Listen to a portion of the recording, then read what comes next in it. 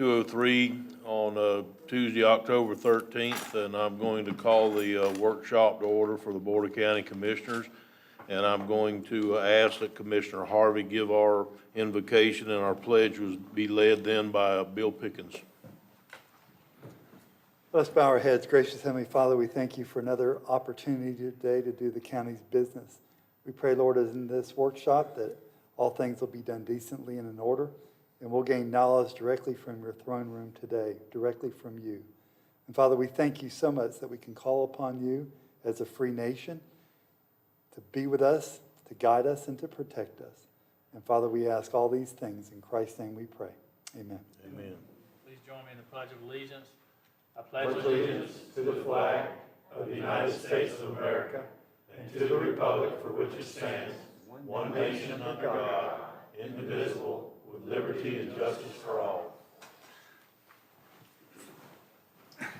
Okay. Thank you, Commissioner Harvey and Commissioner Pickens. We're going to move into a public comment concerning the workshop. This portion of the agenda is designed to allow citizens an opportunity to bring matters to the attention of the board. It is not reasonable to expect that the board will engage in debate or deliberation about matters on which the board has received no prior information as part of the agenda. Please limit your comments to 3 minutes. Is there any public comment today? Seeing none, we'll close public comment, and we will recess the Board of County Commissioners workshop and convene the Port Authority workshop. Before we move into public comment, item E on the Board of County Commissioners workshop, which are the splash pad recirculatory systems for the water. I think that needs to be discussed under the Port Authority because splash pad is the Port Authority's property. So let's see, I probably should take public comment for the port first and then do that. Is there anybody here today that would like to discuss the Port Authority business under public comment? Seeing none, we'll move item E up to next under the regular workshop agenda and discuss the splash pad. Who's taking that today? Is it Ms. Young? Oh, Kevin, okay. Mr. Stevens, please come forward.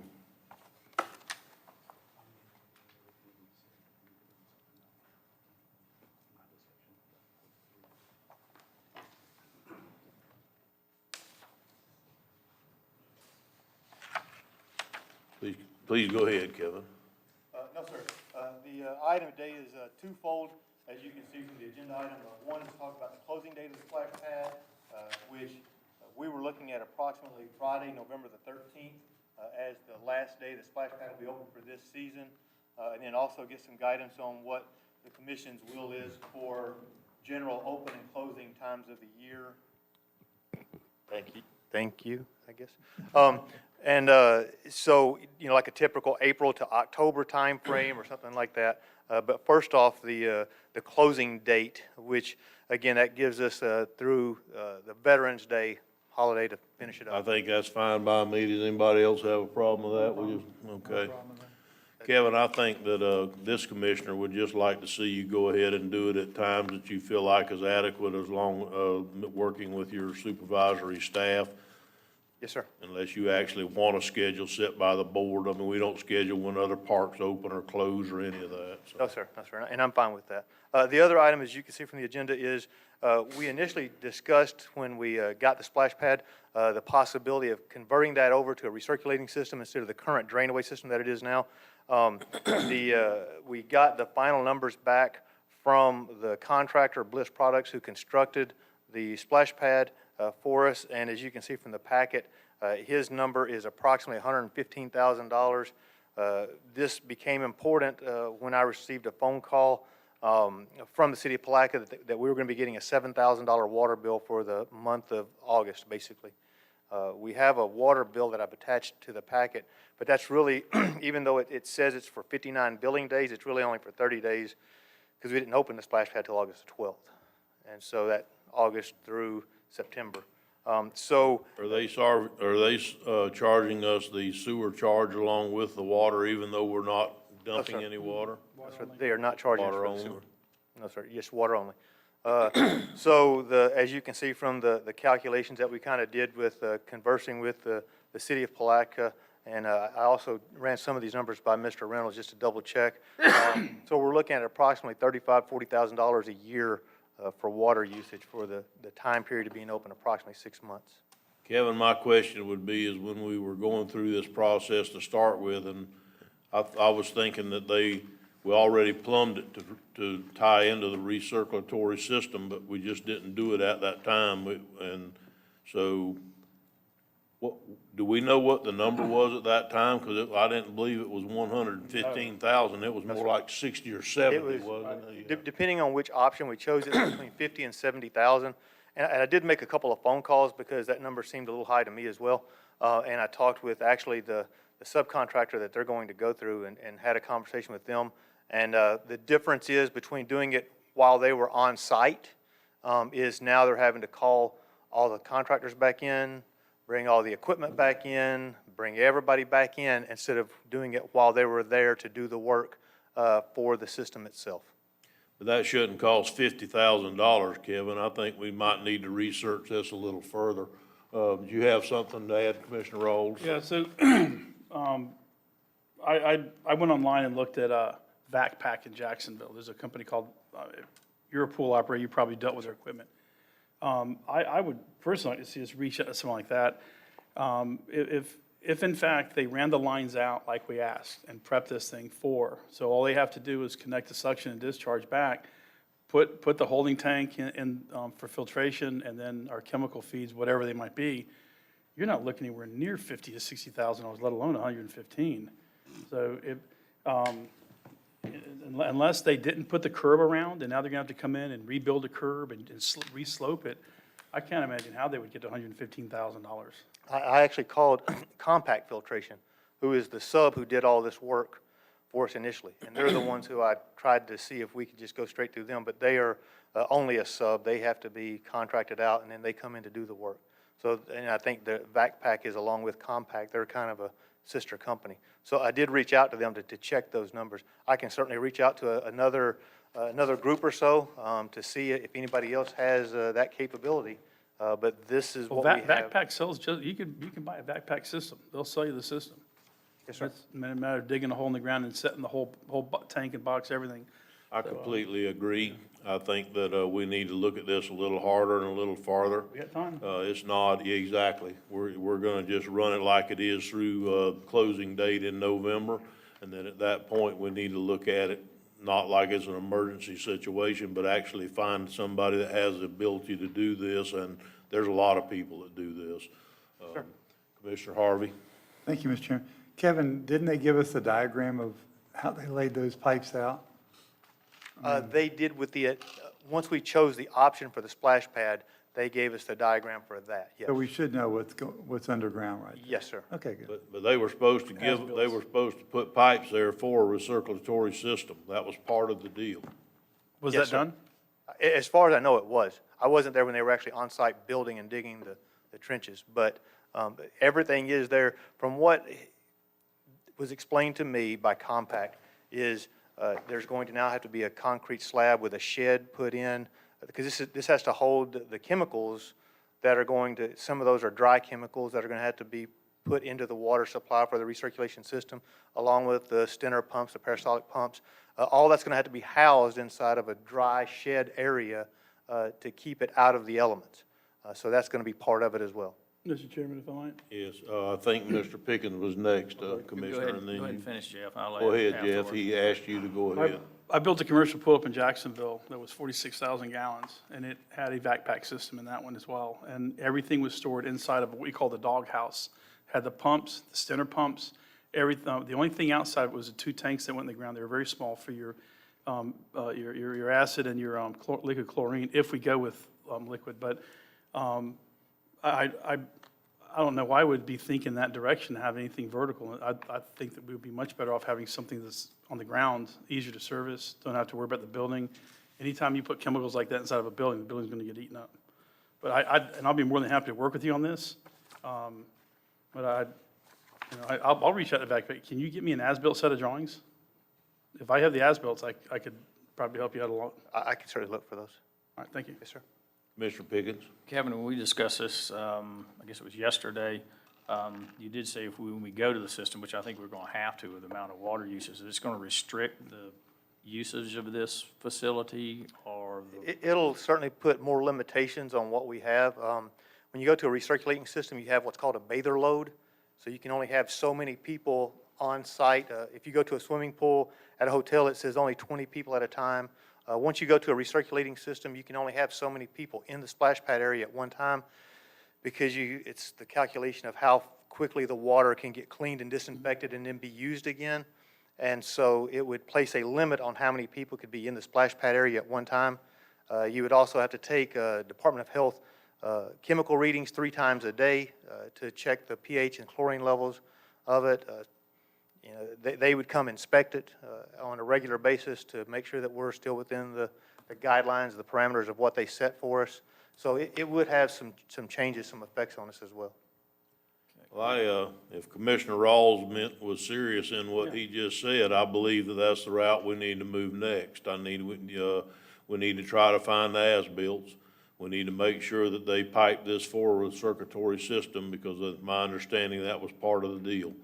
And if they didn't and it was in the contract, we need to talk to them about it.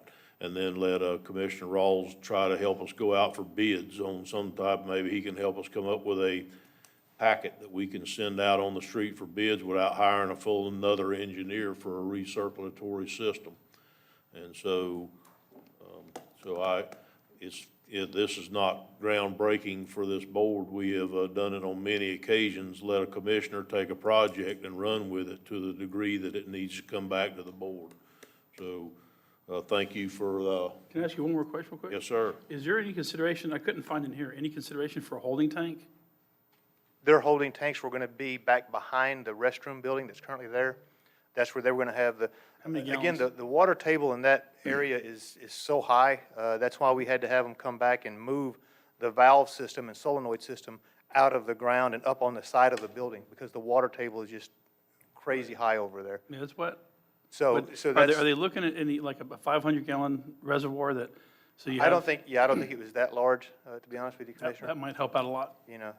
But I do know that they were looking at some sort of a holding tank for the water as it gets treated before it goes back out. Yep. Well, even if it has to go above ground, we could build some vinyl fencing around it or something to where it can be hid. So, I mean, to get a larger capacity.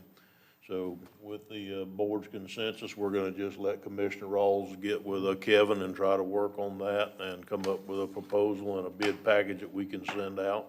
Yes, sir. Okay. Do you have something to add, Ms. Young? Yes, sir.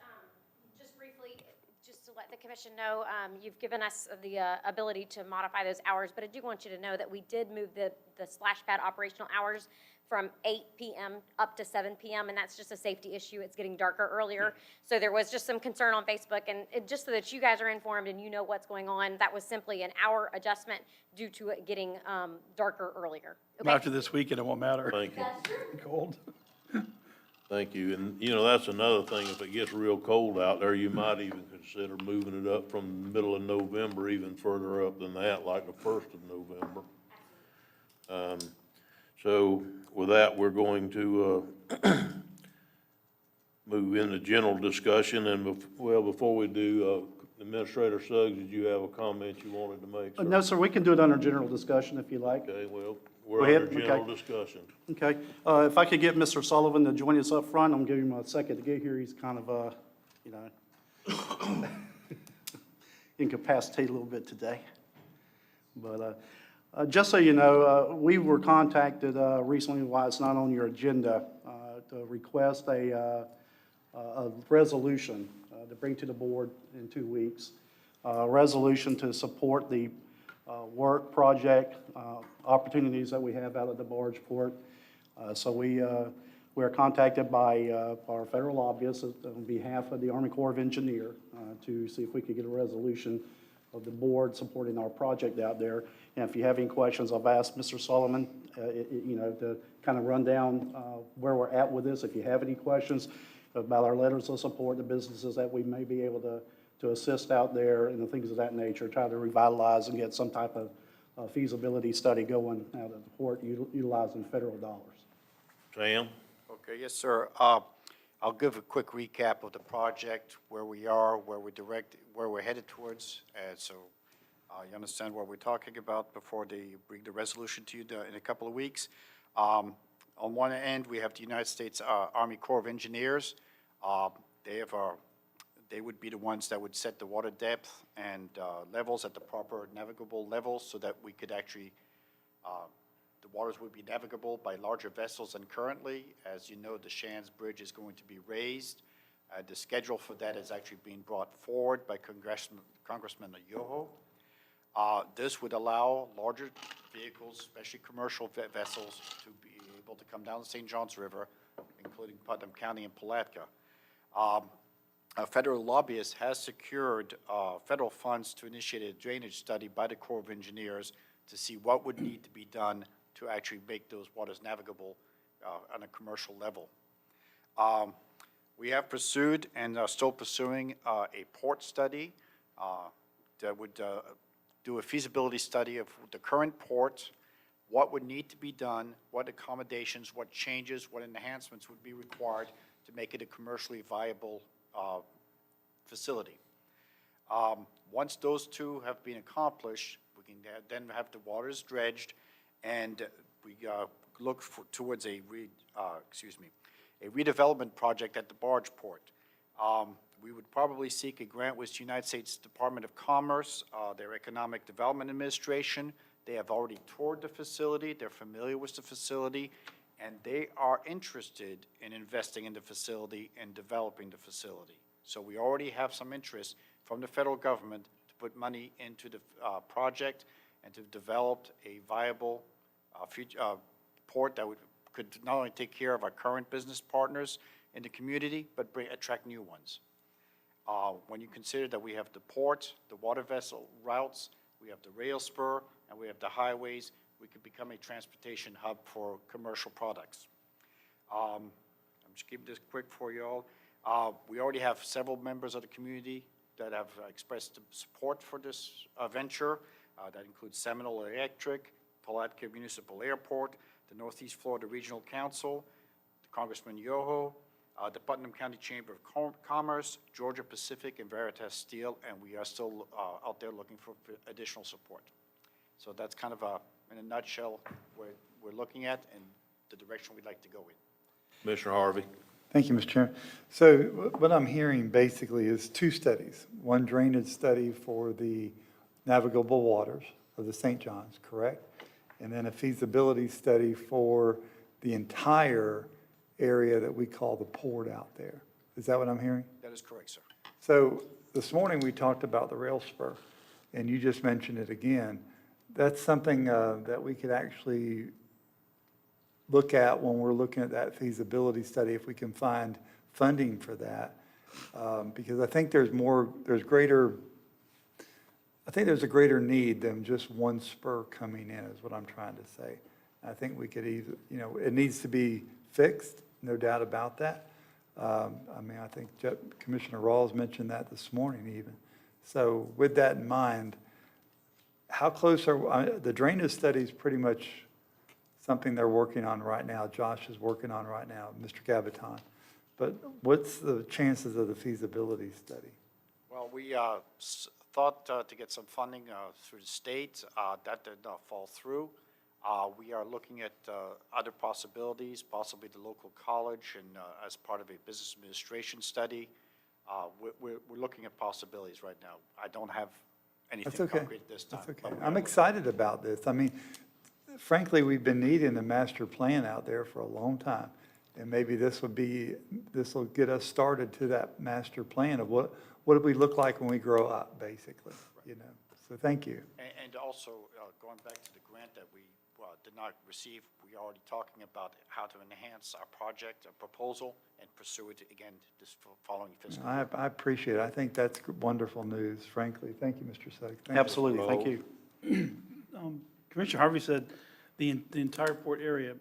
For clarity, are we talking about the 10 acres that the Port Authority owns or the whole port area? I don't have that answer. I can help with that, Mr. Sullivan. Mr. Sullivan's new and he's done yeoman's work on this. We're looking at the 10 acres right now, but we're looking at how we can encompass and expand that for the businesses that we currently have in the area. We want to be able to put a facility together that would make them more vibrant. We know for a fact that one of our businesses out there are operating at a deficit right now because they can't get enough materials in and out right now. And so what we're trying to do is enhance both the rail and the water system to be able to assist those folks. Is that Veritas? Yes, sir. Yes, sir. And Besides the rail spur, what's keeping them from being able to, they're one of expansion and the ability to run an additional shift and bring more folks in, and the ability to get more steel in and out. So if there was a way that we could get more steel in and out, and even if it's on the river, it will be a benefit to them. And they're one of our I hate to say this, but larger tax folks that we really want to make sure we assist them in any way we can to maintain that function of that business there. So this is a project that has kind of grown a little bit from when we all took the tour out there to having, frankly, being talked about in DC as well as in the Jacksonville Army Corps of Engineers office. I think is something we need to continue to pursue. We've got really no dollars into the game yet, any skin into the game. This is an opportunity that's being brought to us, and so the opportunity to get a resolution from the board in a couple of weeks to go back out would certainly assist us in that process.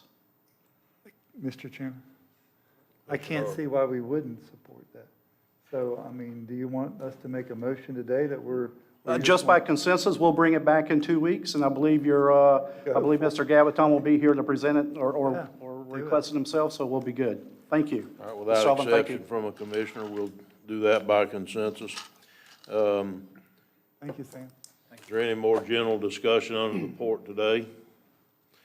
At this time, I'm going to adjourn the Port Authority workshop and reconvene the Board of County Commissioners workshop and move on to item 4A, General Services Administration, the CARES Act update.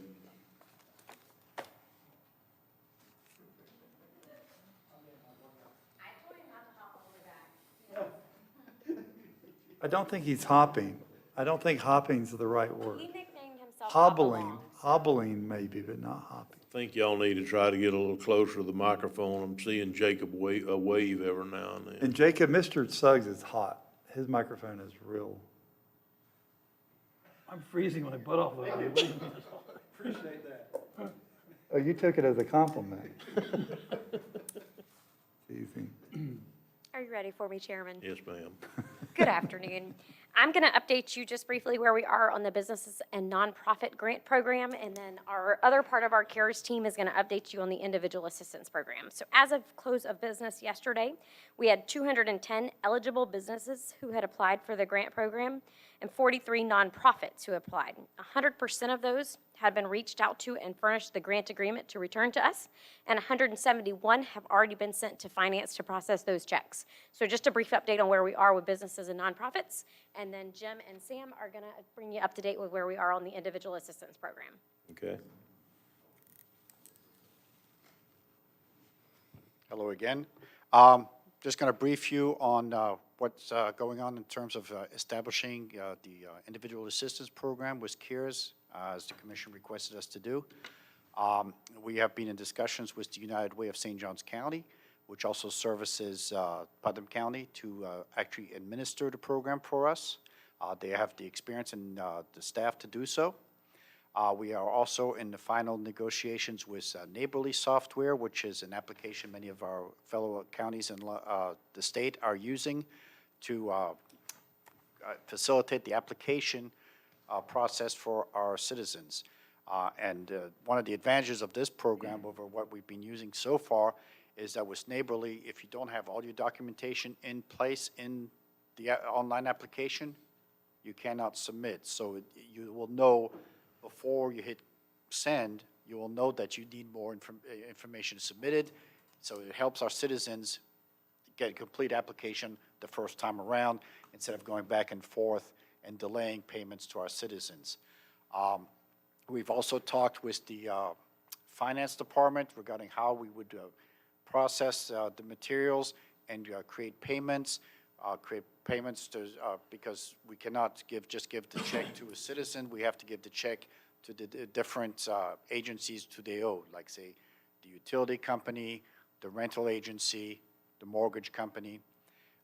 We have been in talks with the Finance Department and configured a process to where when we submit information to them, it would be broken down by payee, like ABC Mortgage Company, and then underneath would be all our citizens' recipients, John Doe, Jane Doe, and how much they owe, so that way the Finance Department doesn't have to cut out 500 checks. They just have to cut out one, and we take care of all our citizens. And that is basically what we're looking at doing. Like I said, we're in the final negotiations with our software company. I just got some information over the last hour. We're going to have to fine-tune the agreement. Hopefully that we'll be able to put some ink tomorrow, maybe Thursday, which means at that time we can start the implementation process and then configuring our setup. I'd like to say Monday, knock on wood. So that's kind of where we stand at this time. I probably forgot something. Jim? Sam, before you leave the podium, if I may, you had mentioned to me the other day about the individual assistance program, that if this board had intentions of changing that amount of money, that we do it now. Because what we unintentionally did in the business program was triple the amount of work that the staff had to do by going back a third time to allow them to have more money. So if everybody thinks it would be appropriate at this time, I think we need to have that discussion at this time and say, are we going to keep it at the individual program at the current 2,000? Do we have any interest in raising it, say to 2,500 or 3,000? But if we do, we need to do it now and keep it there and have the same rules that we have in place at the current time, which is first come, first served. When the money's gone, it's over. So, but at this point, I think that it would actually maybe behoove us to pick an amount that may be a little higher than what it is right now, because on the individual assistance program, it's not going to the individual, it's my understanding, it's going to the landlord or to the power company or to the affected area. So with that being said, they're gonna have to justify and prove that they had these COVID-related expenses, and they're going to be paid directly to the people they owe the money to, instead of to the people, if that's my understanding. So There is a caveat where we would have to pay the individual directly.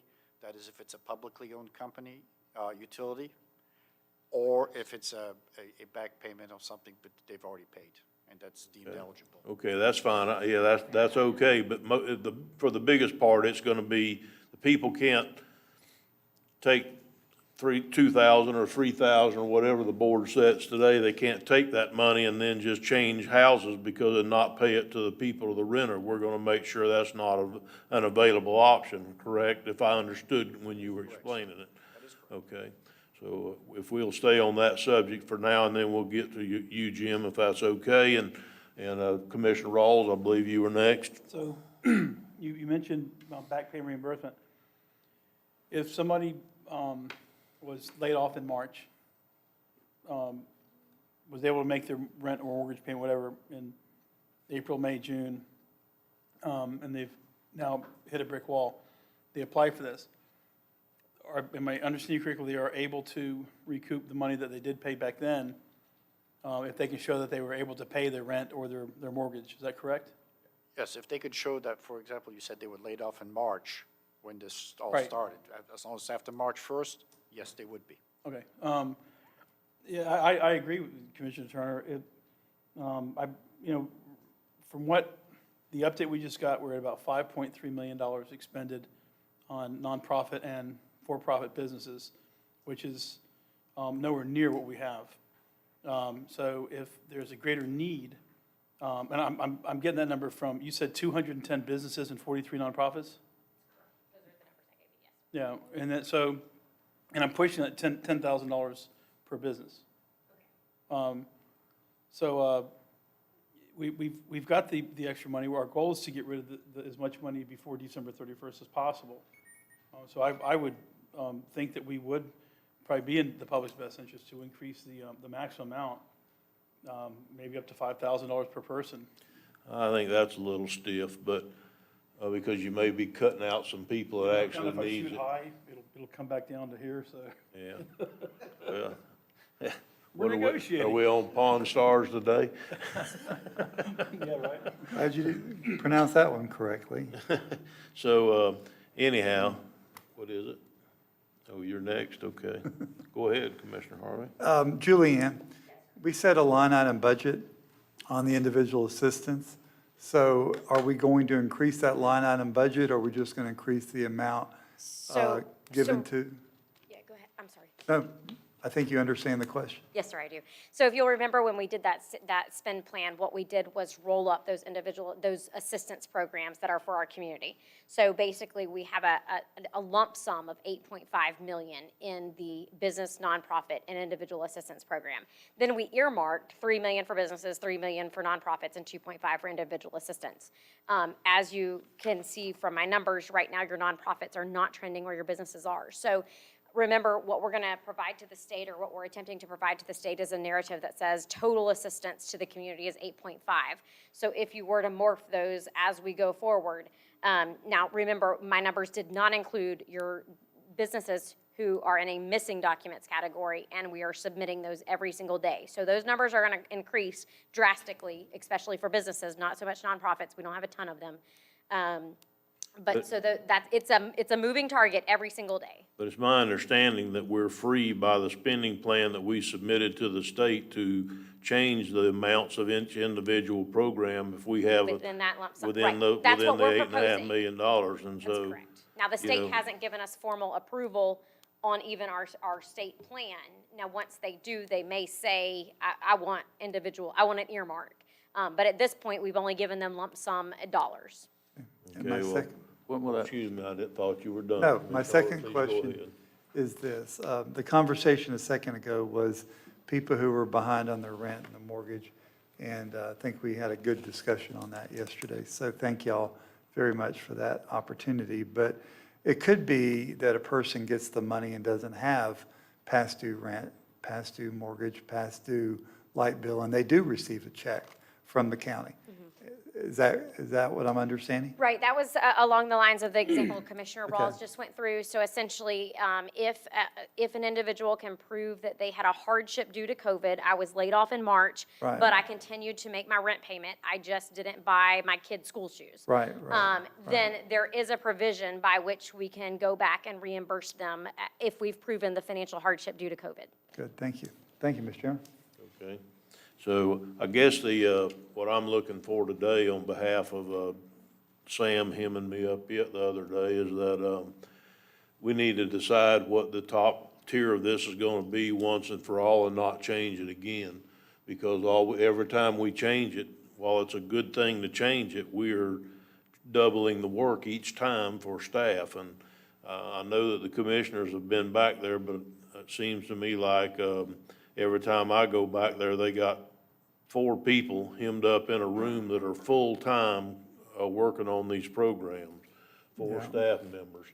And we took some from Public Works, we took some from purchasing, we took some, and that's not including the time that the individuals in front of us spend on it also. So 4 full-time workers. So I'm not interested in doubling or tripling the load on the individuals. I'd like to see us make a decision today and then stick by it, whatever that decision is. Before I turn the floor over to Commissioner Pickens, I just had one more question. If we set it at 3 or 4 or even 5, like Commissioner Rawls suggested on his Pawn Star negotiating, and kept it there, would the top tier of that float like we talked about in the businesses? So if they couldn't prove COVID hardships to that 5,000 level, they could still come in at 2,000 or 2,600 or whatever. We could do that. Okay.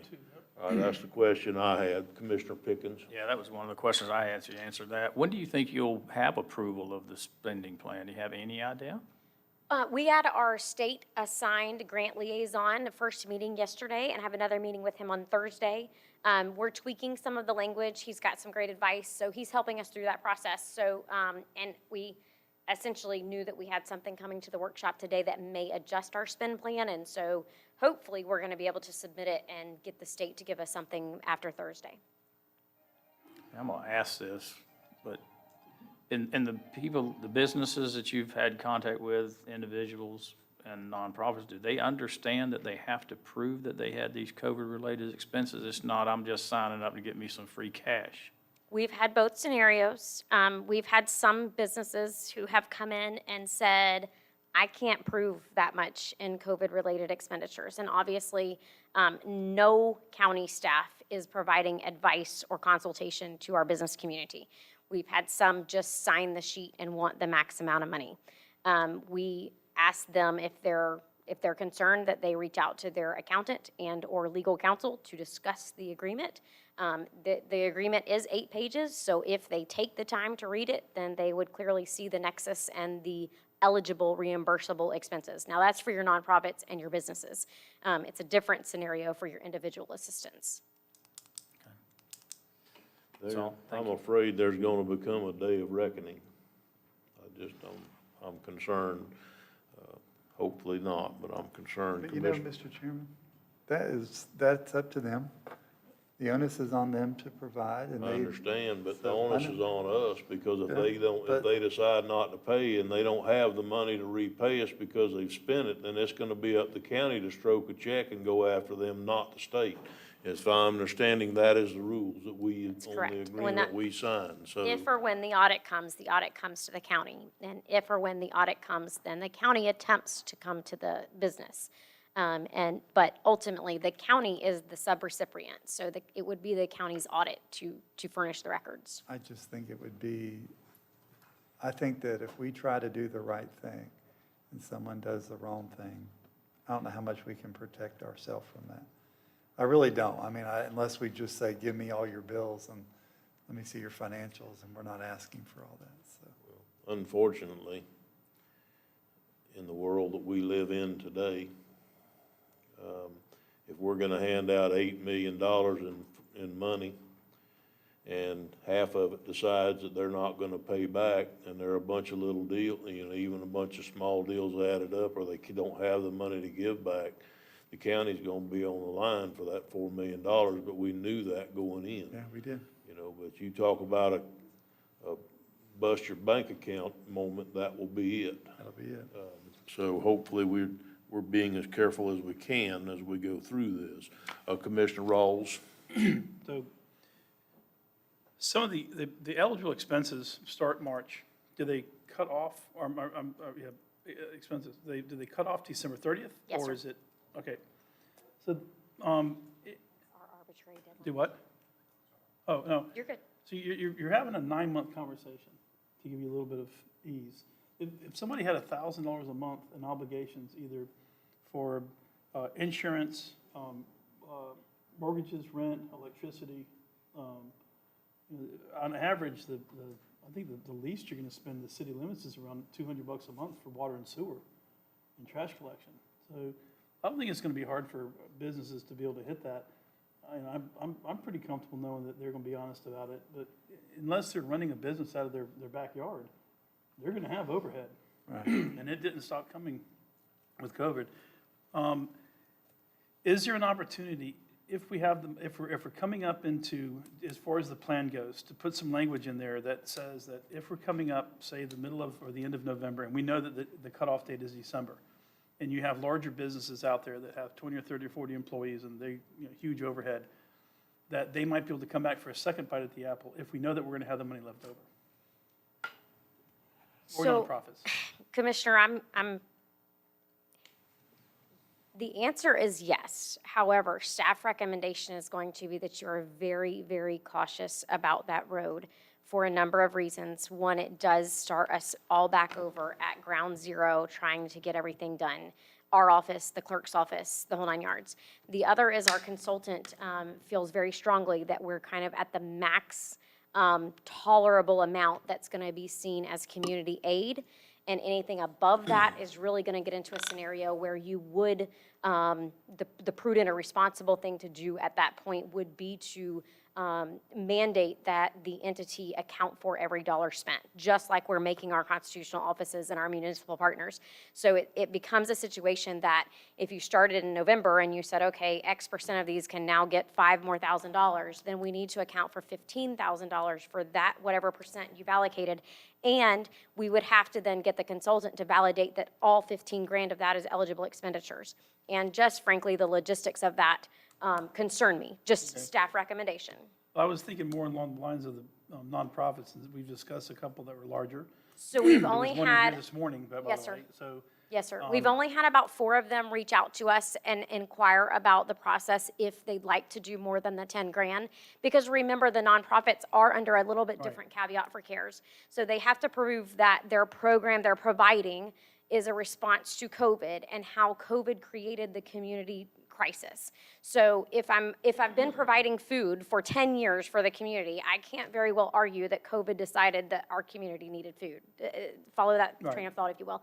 So we've only had about 4 inquire, and to date, I've had none submit an application or a proposal to bring back to the board for over and above that 10. So just to put your mind at ease as far as what your need is out there. Okay, so if I could try to get us focused again on what our actual task is at the moment, which is try to find out, are we gonna set a higher than $2,000 limit on the individual assistance program, knowing that the people that are going to apply for it absolutely have to prove it. It's not like the business program to where they can just attest or whatever. They've got to prove that this works. So, Commissioner Harvey? Yeah, Mr. Chairman, I think 2,500. I think I'd like to put as many people in the pool as we possibly can. I think, because it's first come, first serve. Commissioner Rawls, I really respect the 5,000, don't get me wrong. But, I think we're going into the holidays very soon. And I think this money's going to be used very fast. So I think $2,500, $3,000, I'm very comfortable with that number. Would you make that a motion? 2,500 or 3,000? Well, I'll tell you You're what. closer to your mark, Jeff. I'll tell you what, I will make a motion that we raise it from 2,000 to 3,000. Do we have a second? I'll second that. We have a motion by Commissioner Harvey and a second by Commissioner Rawls that we raise the individual assistance program to $3,000 maximum from $2,000. Is there any further discussion? Hearing none, all in favor say aye. Aye. Opposed?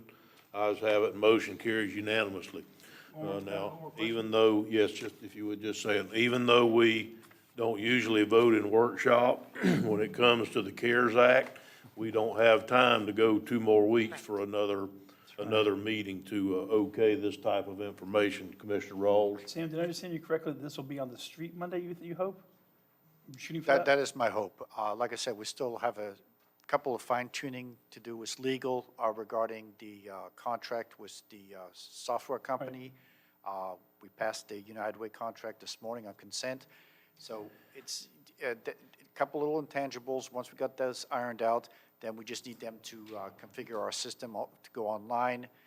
They told us when we talked to them about 10 days ago that it would take about 48 hours, 2 business days. So Monday is optimistic. Will there be a link on our website, just like the other ones, they can click on it? We will and launch advertise Okay. it through all our social media in any way possible, and possibly call the press release and all that. I just had a lot of people ask me when it's going to start, and I've told just to be patient, and I didn't know if we're going to send them to United Way, or if we could just tell them to go to our link, and then it. We will have a link on our website to the proper website, so they should be able to just go to our Putnam County website. Good deal. Jim, did you have something you wanted to add today, sir? I did not, Mr. Chair. Okay, Mr. thank Chairman, if I could, Mr. Sullivan and team, if there is any delay in getting that out and up and running by Monday, let's please notify the commissioners as soon as we know that. Thank you. you. Thank y'all, and that was all the information you needed today, wasn't it, guys? And gals, excuse me. Okay, thank you. With that, we're gonna move on to the next item on the list, and human resources items, 3 of them. Angela, I'm assuming that's gonna be you. Do you wanna take these one at a time, or can we just bunch them all into one unless the commission? Okay,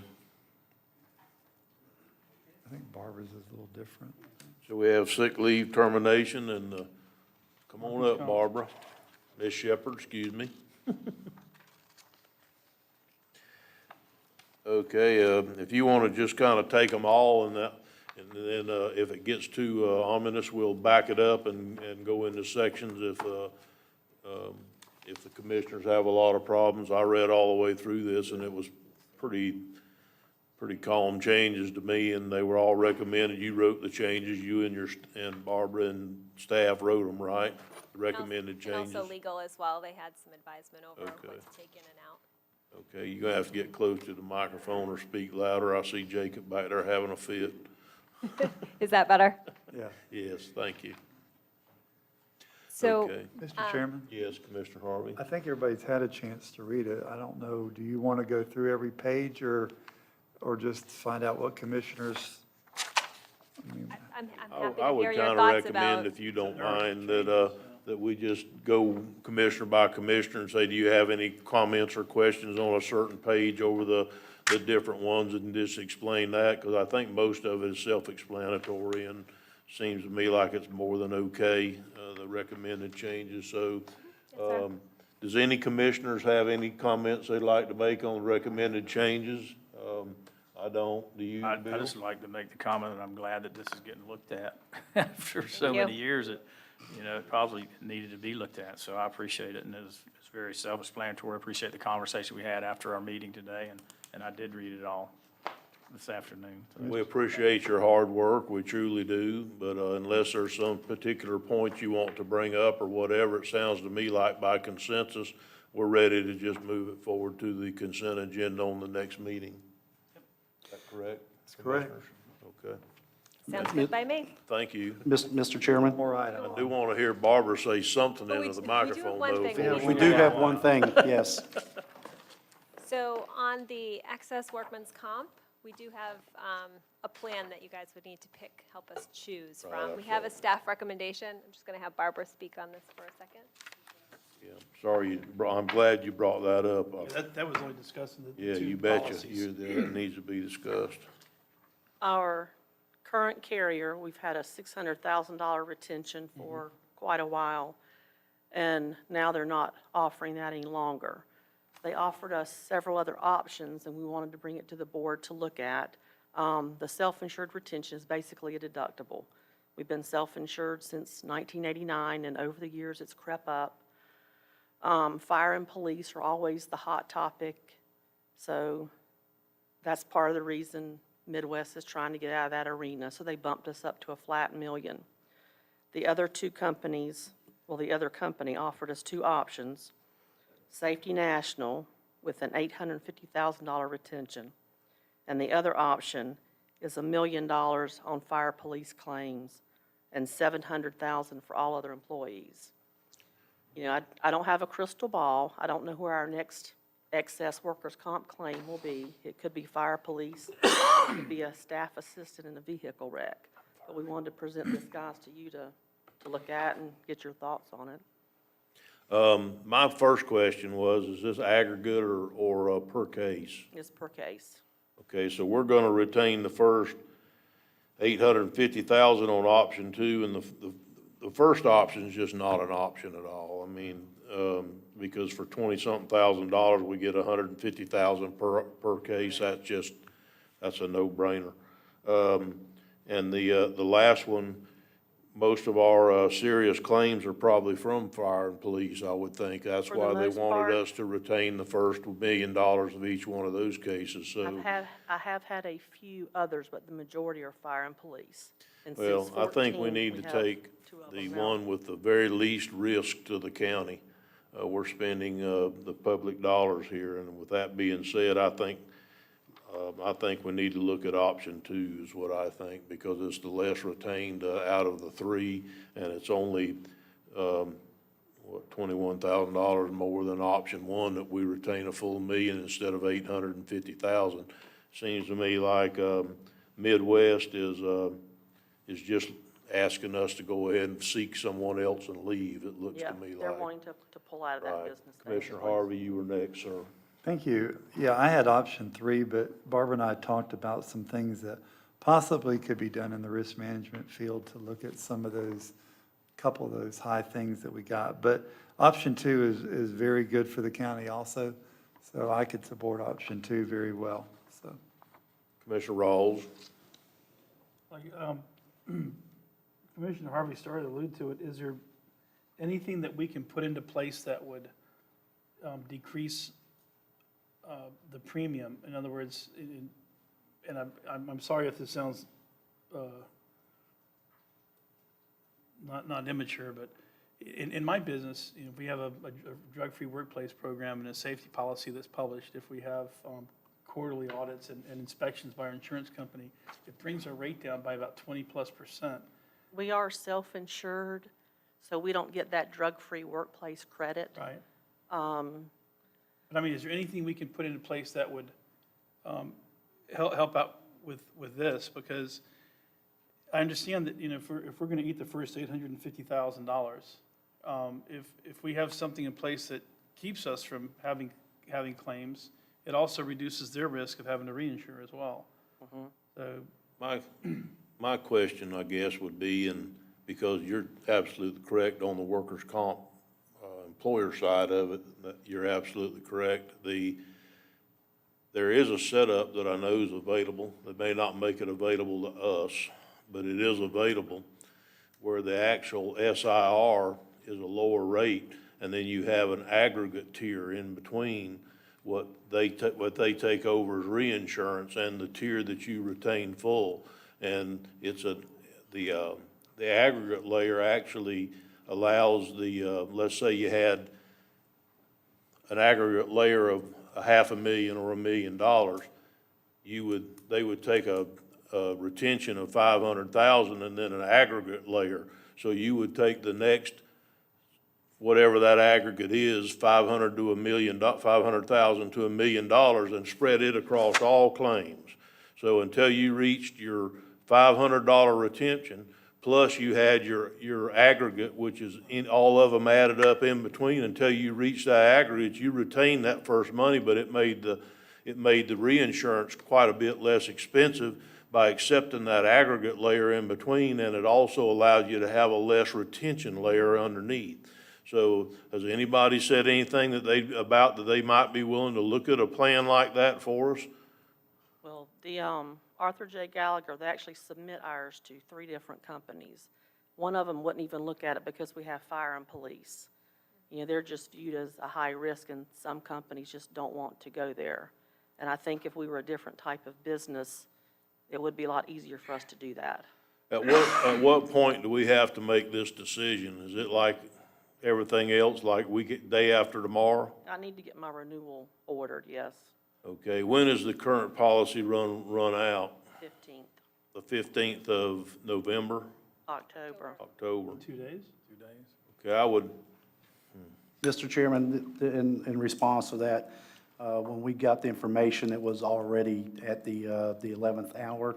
I had staff reach out to our provider and ask them if we could at least get an extension till after today's meeting, so we could at least have some conversation. I'm not wanting to chastise anyone at all, that's not my intent here, but hopefully next year we can maybe check into a reinsurance broker and do it. It might be something that we should consider bidding out next year. That's what Now, I'm saying, we get a won't- broker. We probably and won't get They won't bid to us, quotes, Barbara. but we'll get a few. They won't bid to us. If you'll reach out to a reinsurance broker, I know several, maybe between now and next year, and reach out to a broker.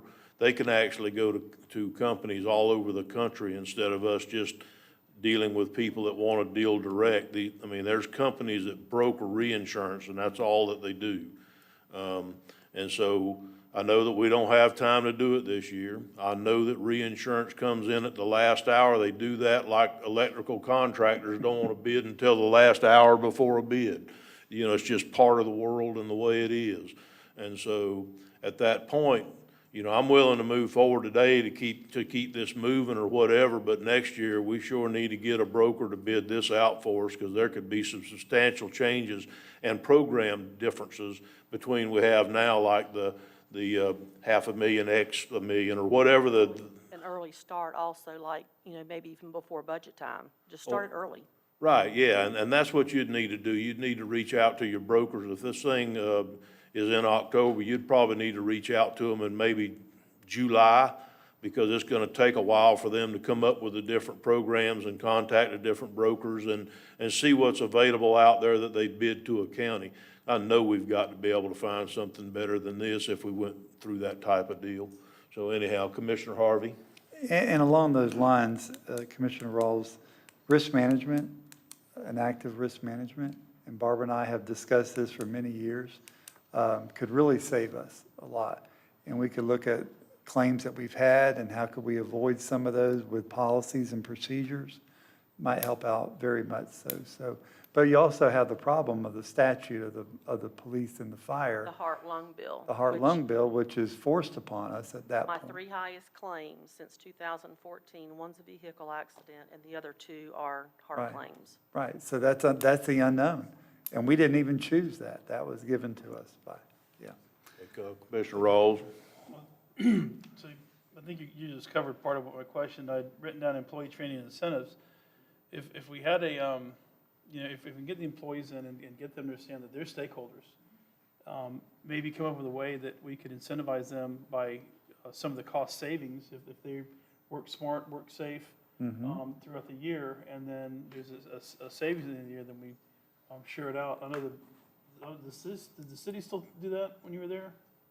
When I was at the city, they had something like that. And at Thanksgiving time, they would come out and give everybody like $50 or $75 bonus, and it was Yeah, part of the we just had an event to promote safety. If anybody did not have an at-fault accident during the year, they would get an additional day off of work. That was the incentive. It wasn't a monetary, but it was a day off of work. Day off with pay is good. Some of the Monetary. departments, sanitation and public works, they would have little ceremonies. It might be a breakfast or maybe like a luncheon and various things, but Well, again, that's not ongoing all the time. Well, I appreciate this conversation. It's not a task of what we're trying to get accomplished today, but it's very good conversation. So if we could possibly stay on task, I think we're gonna have to do another motion at a workshop, as much as I dislike that, because it's due in 2 days. Mr. Chairman, I move that we adopt option 2 with Safety National with $850,000 self-insured retention, premium of $159,857. We have a motion. Do we have a second? I'll second it. Motion by Commissioner Harvey, second by Commissioner Pickens. All in favor, say aye. Aye. Opposed? Ayes have it, motion carries unanimously.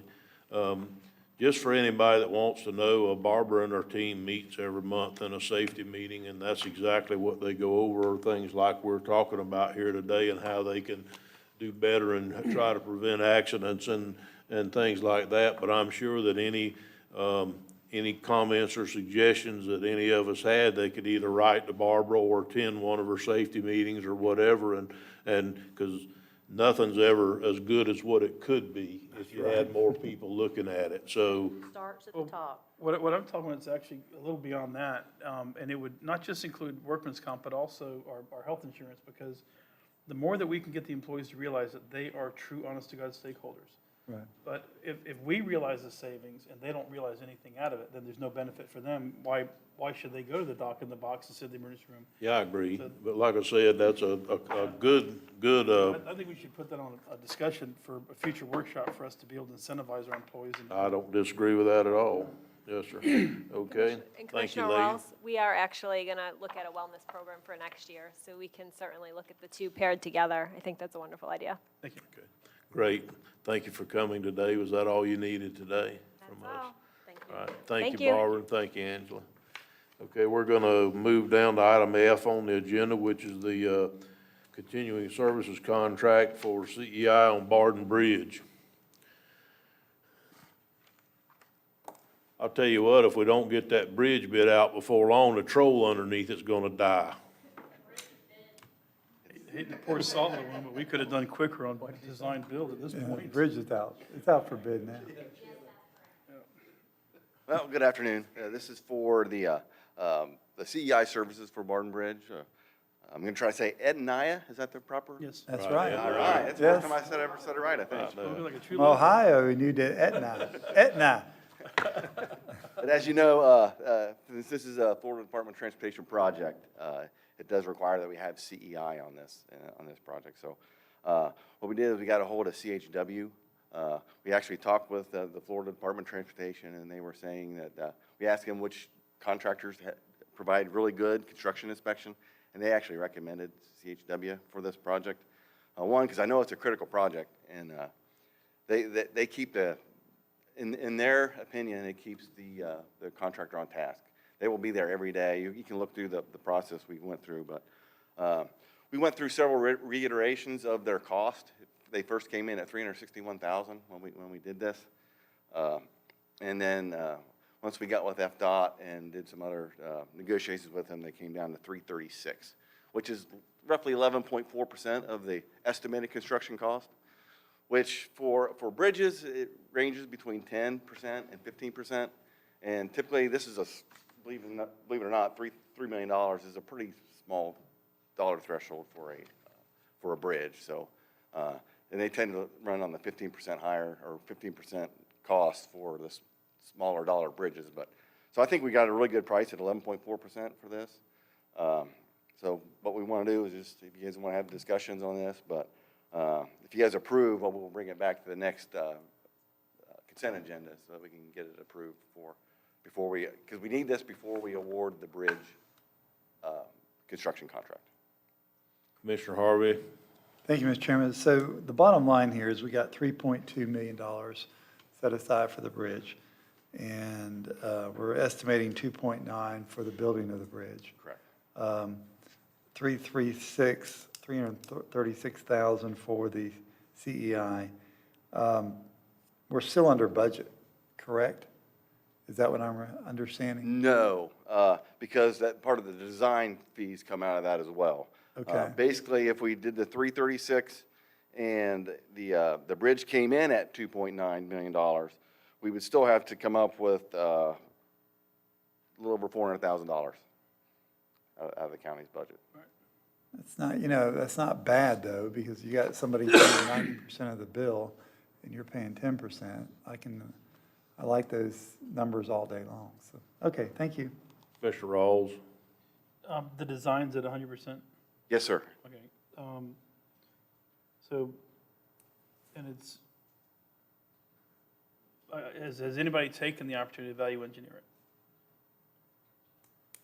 Not the value engineering, no. Will there be any at all, or is it, we're just gonna go with the straight design? It'll go with the straight design on this one. Okay. What is the anticipated, if everything felt perfect, when would you see sticking a shovel in the ground?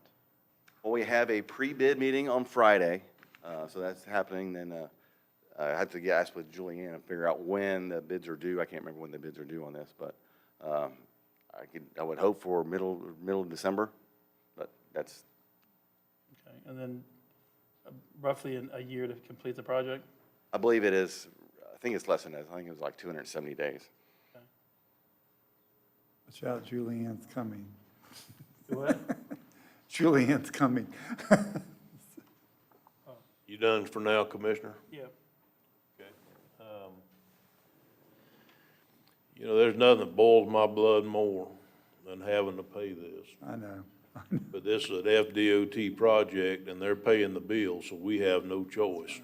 We can either turn down the funding and let the bridge fall apart, or we can take the $3 million in funding that they allowed us to use as part of the Holloway grade, was that the correct name? Holloway grade project that they let us, at our request, change over to this project and the project on 310. Do we like having to pay a little extra? No, sure don't. But the thing about it is that Shore Beach paying the $3 million. That's right. I'll say the whole thing. So the county's gonna have to pay some money. I don't like it. I don't like it at all, but I don't know where we have an opportunity to have a different choice unless we wanna fund the whole thing ourselves. And even then, I don't know that we're gonna get away without CSI services, especially even if the county builds it on their own. I know we're not with DOT involved. No. So, yeah. I'm good. This kinda sucks, but and we got to figure out where we're gonna get the money from when the time comes, but, Mike said he'd come out of his reserves. well, that's a definite possibility. Possibility, yeah. We have reserves over there that we've moved forward for the last couple of years that are true reserves. So that is an opportunity. This may be, instead of coming out of general reserves, this may be one of those opportunities to bring some of that forward for just these kind of situations.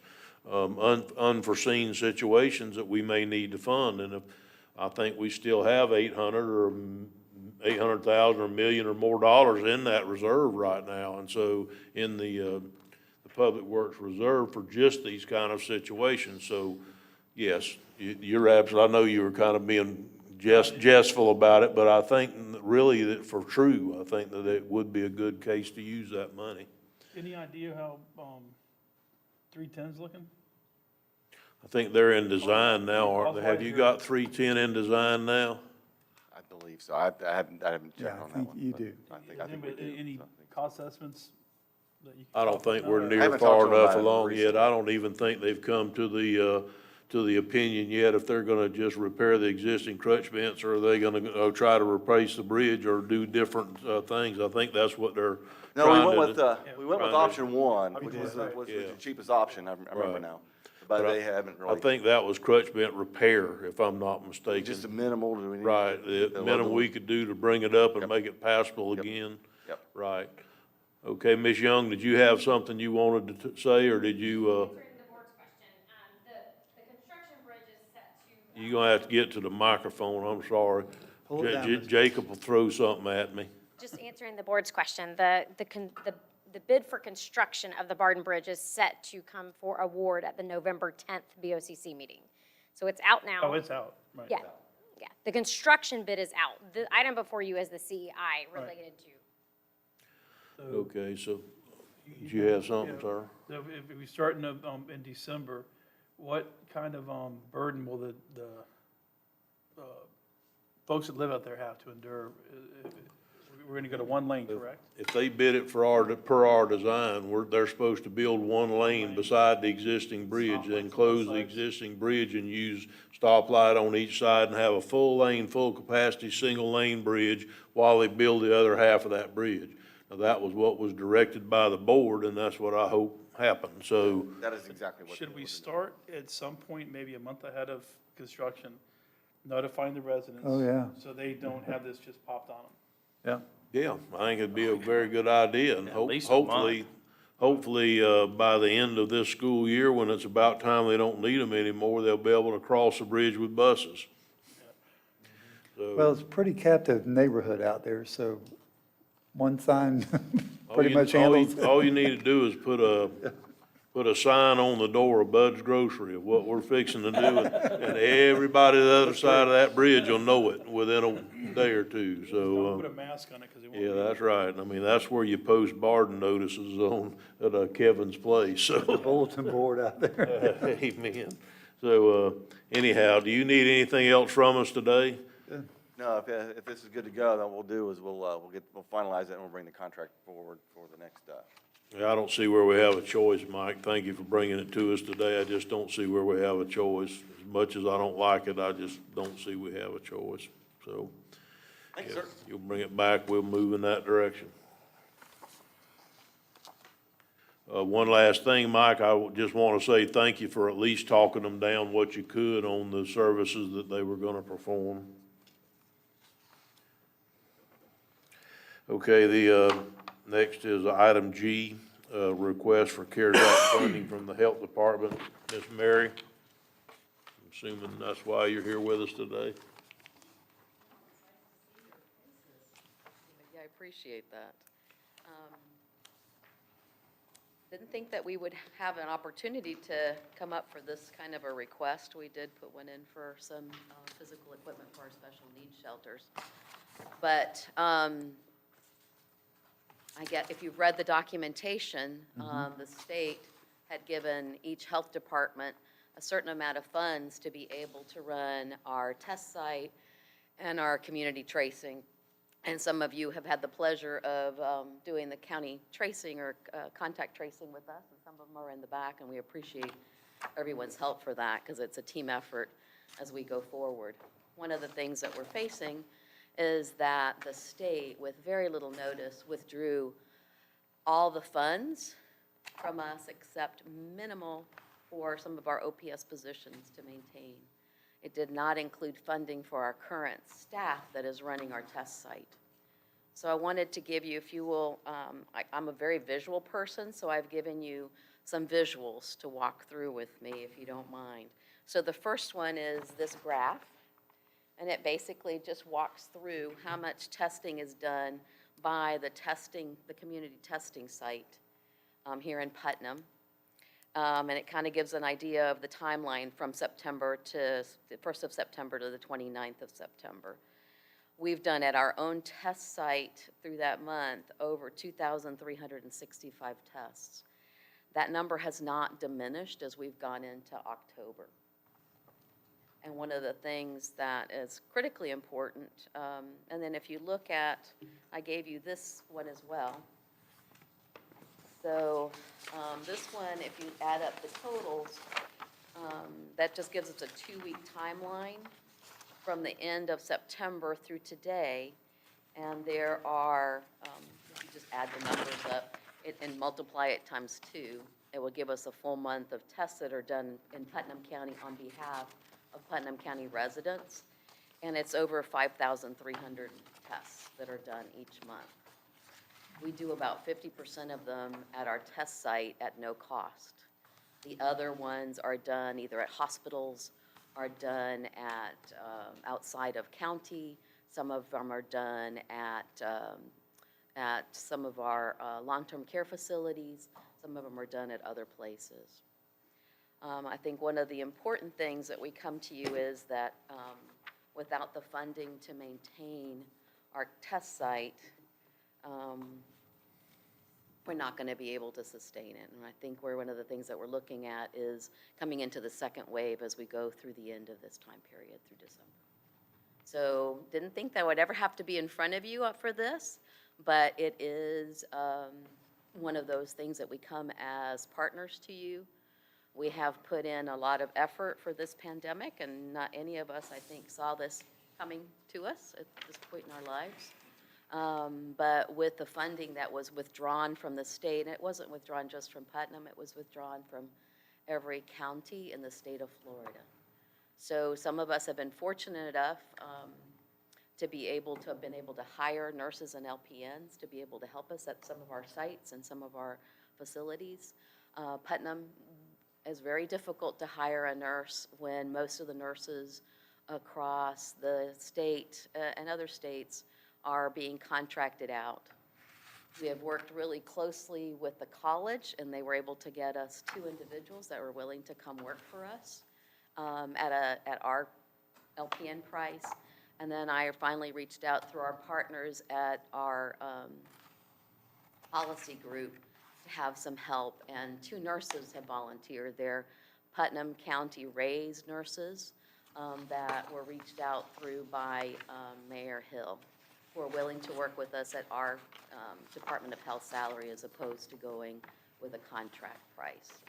So this is really what we're trying to do, is try to keep our site open. What we've done by keeping our site open is that we're able to return individuals. One of the blessings that we have is that we're able to do the test. The test results are able to come back within 24 to 36 hours, 24 hours pretty much. We can sometimes find out the next day and are able to send children back to school. We are able to send parents back to work, and we're able to then stop the spread of the disease because we're able to triage really quickly those individuals that come to test with us. So if I'm understanding, Mary, that you're funded up till now, but you're wanting to keep your test sites open for the future. And that at what amount of money? I couldn't really find it in there. I did. It's in the top of that request. It's right now, we're requesting a total of $56,000. And be that would, able to keep the test site open. That does not count the staff that I will keep on our own to keep it running. as 52. 52. I'm sorry, I can't see my eyeballs. negotiate like I I had do. eye surgery, so I'll blame it on that. We're actually calculating back there, and we probably cut ourselves short a little bit. 52.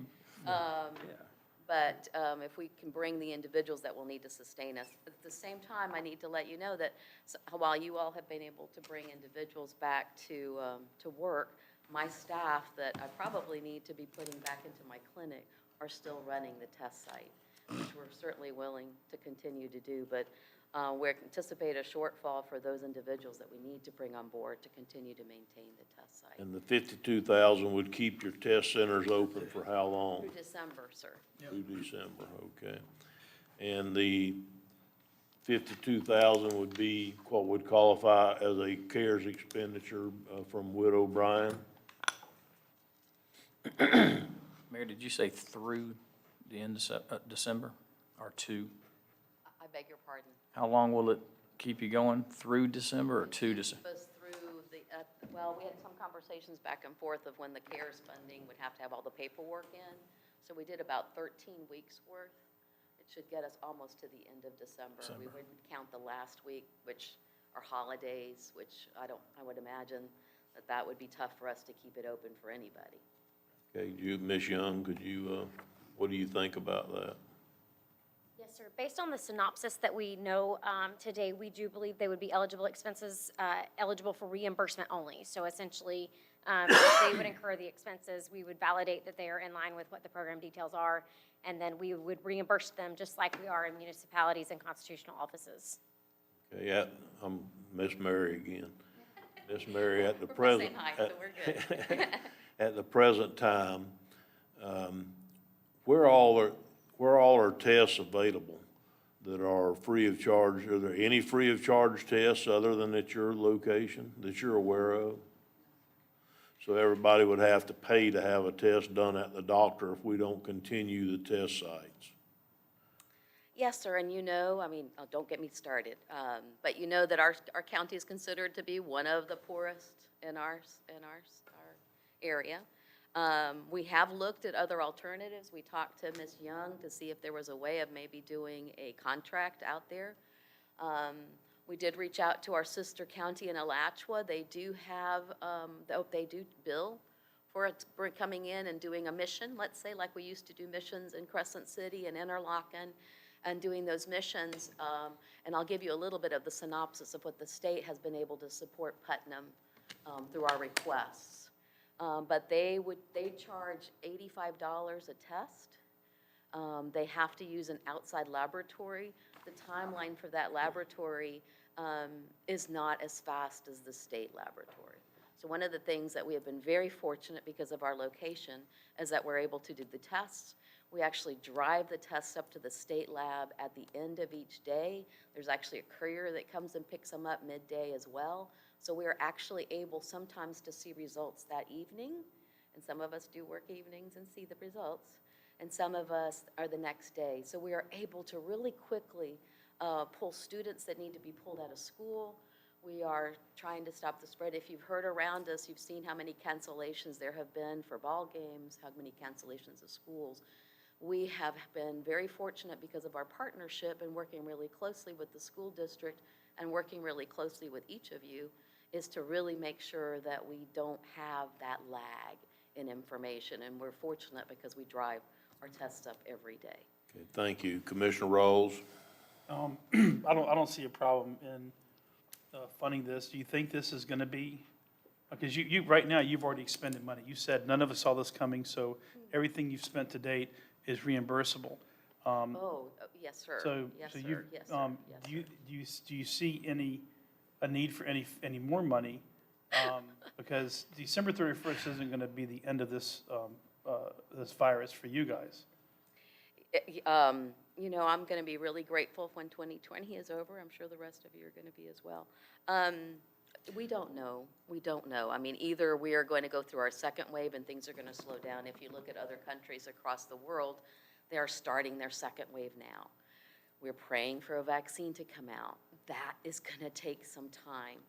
And yes, you're absolutely right, that if we start testing, I probably needed to have come up and said, hey, at some point, if, I'm going to show you to the second chart, our influenza-like illnesses, if you look on the back of that chart, our influenza-like illnesses are Ms. already. Mary, while I appreciate this conversation, I'm really trying to keep this at the task today, which is question I'm trying to So drive we at might- only yes, fund what I'm through trying to- December 30th with Is the the CARES Act money. 52,000 enough? That's my question. Should you be asking for 100,000 is where I'm going.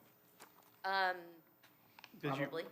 Are you gonna be coming in December and then saying, No, we're assuming that their funding that will start again in January. And the catch is, this took us completely by surprise. We had very little time to plan for it, and I really wanted to make sure that we had the staffing for our test site. I think this is something that benefits the public. It is absolutely what the CARES Act money is for. Yes, sir. We have the money, and if we don't use it, we're gonna give it back, so. Yes, There's I would be- nothing that would prevent her from updating this program between now and the end of November. She's trying to get in under the wire to make sure she can keep her sites open. This will let her keep her sites open. So then if she comes back in and finds out it's not enough, or she shorted a nurse, or she whatever, that she needed to adjust it a little bit, she has the opportunity to come back at that time and do it, I believe. Is that not My- correct? You want to My earmark point the is- funding for that, I can certainly submit documentation on a biweekly basis, however you want me to, and But I'll you, like I said, certainly you've already submit spent the how much numbers. money? How much do you think you've spent to date? I'll tell you how much we have spent to date. And fortunately, I have to tell you, I have very good relations with our Emergency Operations Center. So I'm just going to give you a rundown, if you don't mind. So today, our state operations has provided over $2,386,000 to support Putnam County. That includes almost $200,000 in PPE, masks, gloves, sanitary, hand sanitizer, about $770,000 for our contract nurses and our contact tracers. Those were all pulled. So we were blessed because it's just hard to find. Even our hospital's having a hard time finding.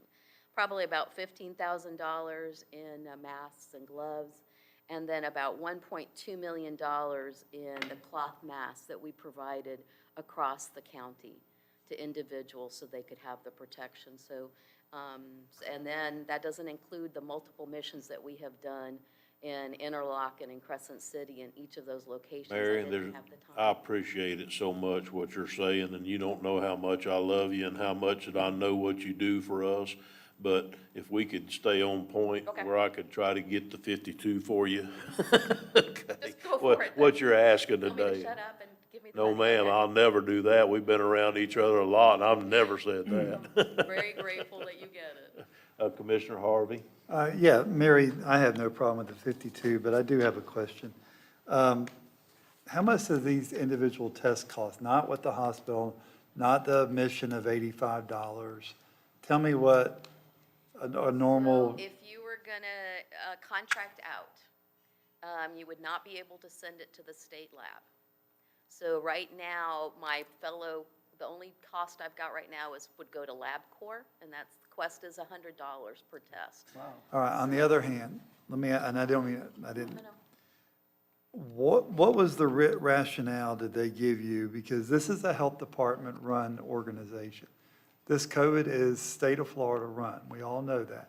So for some reason, they came out with some metrics that said, we're taking $1 million from Hillsborough and putting it over here. Did they give you any justification of the metrics behind Suwannee County getting 43,000 less, and then that money going to Taylor County to get more? No, it actually all got pulled from every county health department. No, some of them got more. Some of them might have gotten more because some of them might have gotten more earlier. So like some counties were able to hire those staff if you've got Well, a nursing school or if okay. you've got those items. I don't want to be argumentative. My question is basically, I was They wondering if decided they saw a pattern developing where they took from here and gave it to your cousin. Your cousin didn't need it, they gave it to the nephew.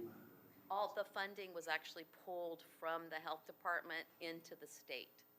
without an Well, explanation. some justification had to happen somewhere. I've asked several times, and I'm certainly welcome you to ask, but we were told that there really was no, listen, I was, I have no problem with the 52, so I don't. I just want to know, somebody had to make up a decision somewhere that something wasn't going on here and it might be going on there. Maybe that, I Guess, can't. we haven't been given it, Thank sir. you. are you done? Yes, I guess I my am. question would be, Mary, do you need it today because you can't run your test sites without this money, or I have could you can we send it to the consent agenda for the next meeting? I would be grateful. I need to be able to bring those LPNs or I'm gonna lose them, because they'll go somewhere else for a lot more money. Okay, well, that sounds to me like it could, is an emergency situation, so. Mr. Chairman, I move that we. Turn your mic Mr. on. Chairman, I move that we support the recommendation of $52,156 to fund this through December 31st, 2020. What? On a reimbursement basis. Well, yeah, they already said reimbursement. What, basis. yeah, but if we can get that. I need a second. I'll Is there second. a second? 176, but you can bring it up to 52, 60 if 176. you'd like to. 52,176 on a Oh, hell, reimbursement. make it 52,200, and then it'll be even numbers. I'll second.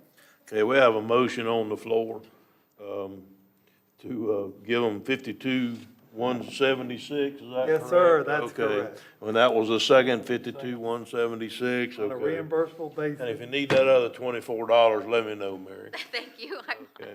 Is there any further discussion on this issue? And it's gonna be on a reimbursable basis, yes, thank you. Is there any further discussion on this issue? Hearing none, all in favor, say aye. Aye. Opposed, ayes have it. Motion carries unanimously. Thank you for being with us today, Mary. Thank We you so much for your appreciate support. what you do for us. Thank you. Makes it worthwhile. Thank you. Okay, next, we're gonna go to the, Sanitation Convenience Center and Highway 20 widening project in Interlochen. Mr. Tilton, please come forward. I'm giving him the stank look because he, I bet he can. said he better have good news. I appreciate y'all visiting with us on this issue. A couple weeks ago, I was reached out to by Mr. Robert Ackley. He is the project manager for the Highway 20 widening project out there that works for P&S Construction.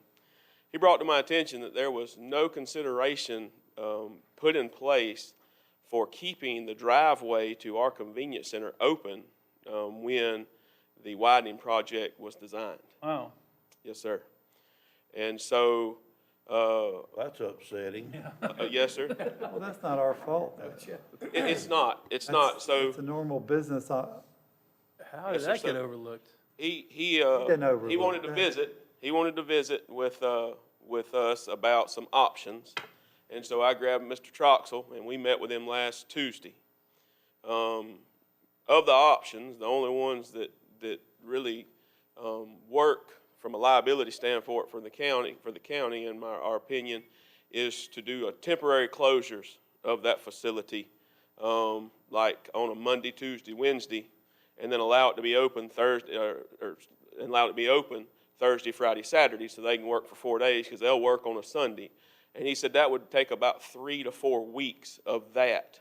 The other option is that we close it for the whole, he said it'd take, if we just were able to go through there, that section of the project is gonna take 6 to 8 weeks. I told him that that's really not doable, because we still need to service the county in that area. So I guess I wanted to come before you today and let you know of the situation, one, but the second part of it is to let you know that the options that we really have are those two. And I would prefer to do the temporary for, he said probably 3 weeks, possibly as many as 4. It just depends on what they got to do. Because what they have to do, commissioners, is if you look at the road now that's on the westbound or the eastbound side, it's 7 foot lower than the one that's there now. They have to match that. So they've got to actually bring that road down there at the end of Hickory Lane, 7 foot, and it's going to take 200 foot of our existing road entrance going to Hickory Lane that they're going to have to lower it down. And if you drive up on Hickory Lane, it goes down in the dip. The dip essentially is going to go away. I mean, in fact, it's not like they're tearing out that whole area. They're actually building a wall, a lateral wall there on the side, and it'll be pitched on the other side to where it makes it all flow, and then we'll have to deal with runoff. So if I'm understanding correctly, Jay, is they're going to fix this issue, it's just that we're not gonna be able to remain open the whole time during the issue? Yes, sir, and that's pretty much what it is, and so I've asked around, and there was just no consideration, at least with those in place now here, because this, of course, has been designed for years, as far as for this. They never even asked us, and they didn't even consider it, so. Well, let's But now we're try to stuck with reach a solution if we can. I know. Yeah, we all aggravated as we can be, let's try to reach a solution if we can. So, just trying to make sure that I'm understanding it before we go on. So, they're gonna fix this issue. Yes, but sir. we would be able to stay open 2 or 3 days a week, or? He said that was doable. He had actually suggested, that we close on like a Thursday, Friday, Saturday, Sunday, but my suggestion to him is gonna be, Saturday is the day that our citizens are not at work, is normally our busiest days. We'll do as many as 100 patrons will come in there on a Saturday, and empty. So my suggestion to me is to put it on the other side. So he'd already have a Sunday, Monday, Tuesday, Wednesday, but before I went and made that suggestion, I wanted to bring that recommendation in front of you all. Okay, Commissioner Rawls? I haven't been out there in a long time, but how many dumpsters are out there? So at this time, we have 4 of the 40-yarders that are in place. We have 2 for normal trash and C&D. We have a yard waste dumpster, and we have a metal dumpster. Then on the side, we have a tire dumpster, and then we have a compactor can that we put our recyclable plastics in. And then a little old bin that we use for our e-waste, and then we have our little lean-tos that we put the household hazardous waste that our inmate crews or our staff goes and picks up. Is there any chance of setting up a temporary facility, having them give you access to somewhere for the most used cans? That was brought up. I don't know that DEP would allow us to do that. Just from a liability standpoint, you're gonna have juices that flow out of there, and we are on concrete and everything like that. But that option was brought up, was really, but I don't know that we could get approval to do that. They're wanting to start this, so they're wanting to change the lanes in the end of October. So this is something here and pretty quick that they're wanting to get on. No chance of having a detour around the construction area while they're, You'd have to go through the woods. but they wouldn't be willing to?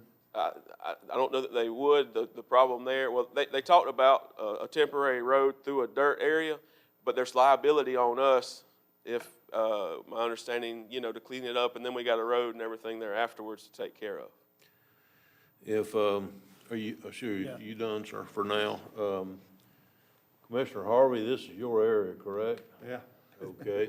You're getting blamed for this. Could we possibly, it sounds to me like we're in a situation where we're a little bit stuck here. They're gonna clean it up, but it's gonna take some inconvenience on the residents' part in the area.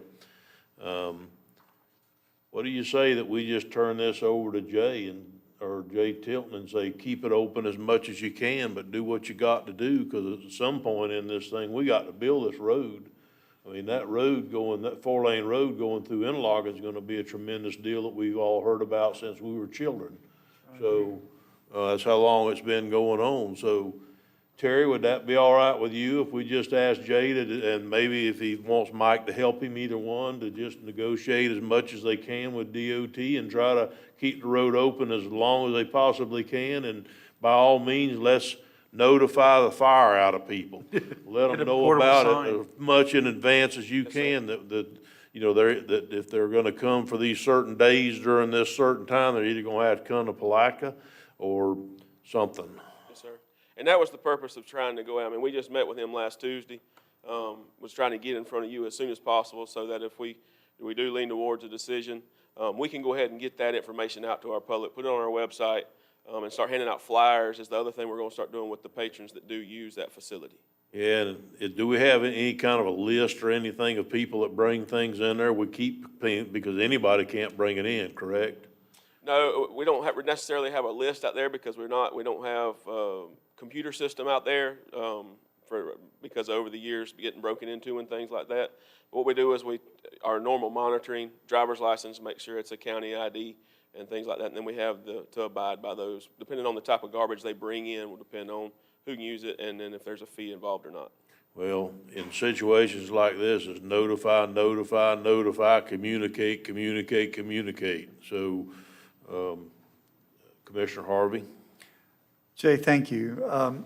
Is there any way, I mean, we can put a billboard out there, that we can, an electronic sign that we could say, and I'm going to say this, maybe we could even cut back Thursday, Friday, and Saturday, or Friday and Saturday, if that would help them speed that process up, you know, but they're doing it everywhere.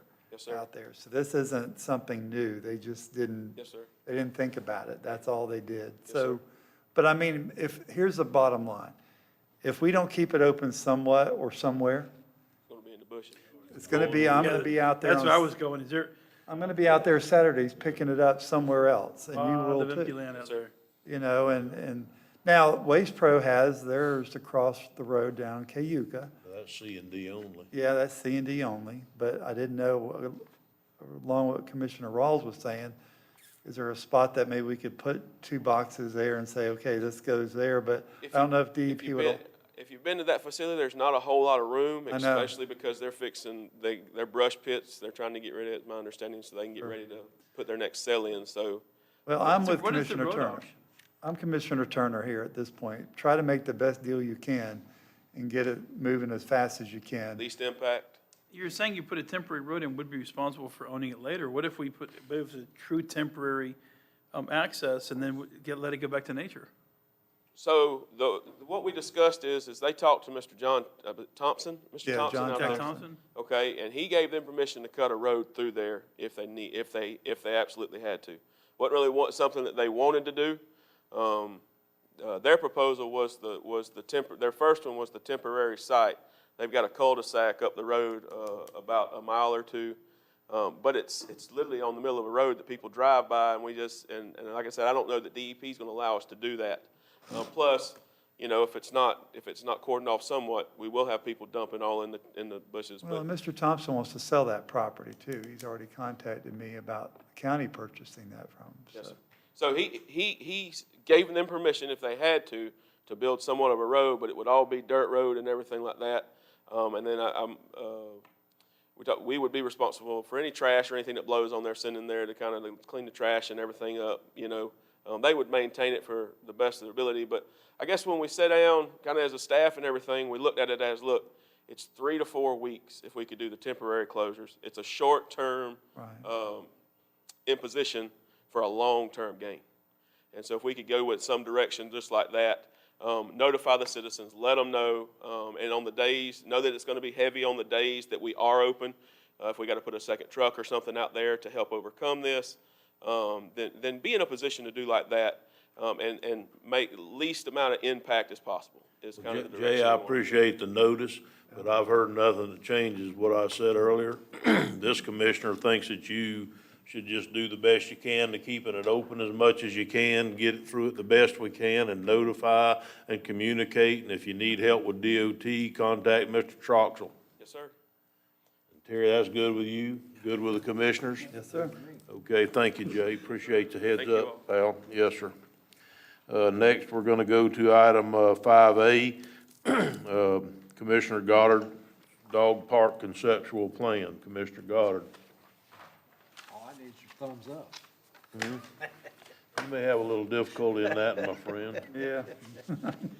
Has anybody looked at it?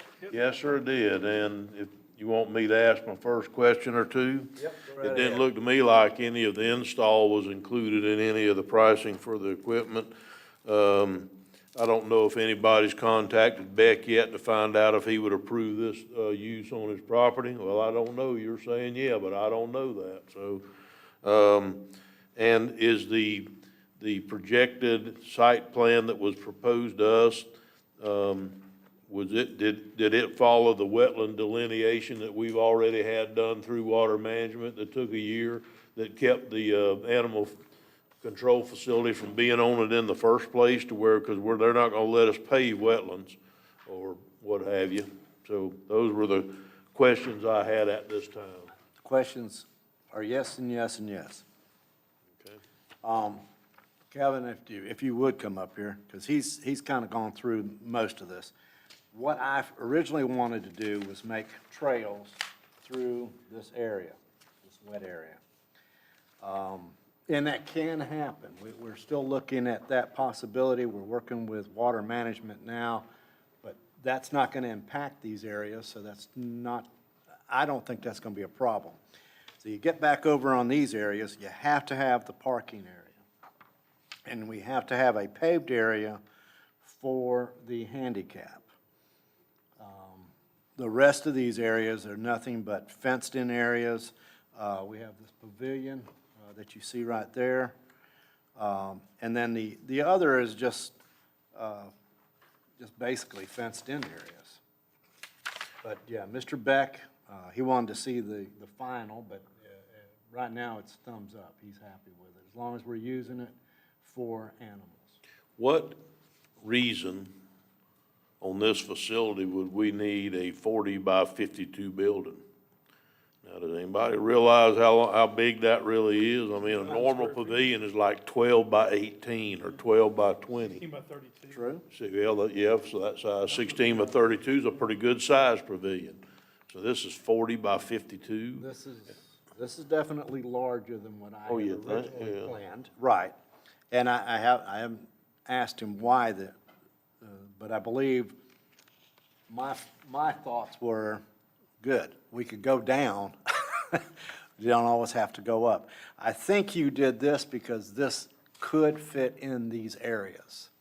Yes, sir. Everything is dimensionally appropriate for the space that we have to work in. As you noted with the conceptual drawing that Mr. Troxel and the Public Works guys were so helpful with, everything fits inside that one area where the wetlands butts up to. So the fenced-in area for the large dog play area, the fenced-in area for the small dog play area, all of those, along with the parking, the ADA parking pad, the parking spots themselves, the pavilion, everything fits inside of the acreage that is there without infringing upon the wetlands itself. Commissioner Harvey? Thank you, Mr. Chairman. Question. It's going to be kind of one of those, do we build it and hope they come, or do we hope they come and then we build something? Commissioner Goddard, how far back do you see these dog trails going? Because my understanding is they would go back almost to the back side of the sheriff's department. We actually, all of this property, this is that one parcel. Right. But county actually owns everything that you see on that paper. But do we really want to put people walking dogs behind the sheriff? No, we don't. But as you see this, part of this could be done in phases. And I do believe you build it and they will come. I think they will use it. But you have to have the parking area, and you'd have to have a fenced-in area, even if it's in this wet area here. If you started with just that, you've got to have these areas so that somebody can take their dog and let it loose. What we originally discussed. Commissioner, I got a question. Yes, sir. Do we have that big of a need out there where people are saying, because no one's mentioned to me, I need a place to take my dog to walk? I haven't heard that. And I'm not opposed to it. I just haven't heard that. I know, but I've heard a lot of people not happy with over where there is in Francis. It's small, and it's basically for training the sheriff's dogs. So they're not, but they do like to have a place to walk them. And I've seen other communities where they use it a lot. They use it extensively, taking their dog, and they go on trails. Now, So, what we originally talked was basically wilderness trails back in here. but my question is this, could we not just build parking spaces, cut some trails through there and see if they use it before we dump in a whole lot of money on investment? Yes, on we building can. things? And I still think that's probably the best thing to do. Start with the parking area. I do believe you need to fence in this front area right here where it says Animal Wet Park. I do believe that It's should not a be, splash pad, right? no, it's not a splash pad. But I do believe that area, Circulatory system for. that one should be fenced in so that you can take an animal in there and you don't have to worry about the animal running out into the road. What we were discussing was making these trails back in here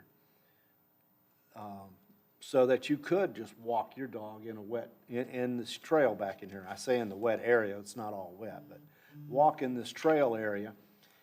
And eventually, I envision even bigger. I envision where you can come in here with the bicycles and, you know, what do they call that? Like the motocross, BMX Motocross, type stuff. where they ride the motocross through there and the bicycles. And I know that has nothing to do with the dogs, but it's Well, in the Mr. same Goddard, area. really, let me get back to something real quick. I don't even see the need for a fenced-in area, because if I took my dog there, I wouldn't take him off the leash and let him run free with your dog being there. So I guess my point is, why don't we just put parking spaces, cut trails? Public Works could do that real simple, and see if people use it before we go start investing money in it. And could we possibly even just start out with like just a lime rock parking area that, you know, and, or what have you, to just see if people are gonna start using it, and then get a mulching machine and go through there and just try to ask them to not cut down any cypress trees or any of the wrong deals, stay in the highest areas they can and cut a trail through there, a loop of some kind.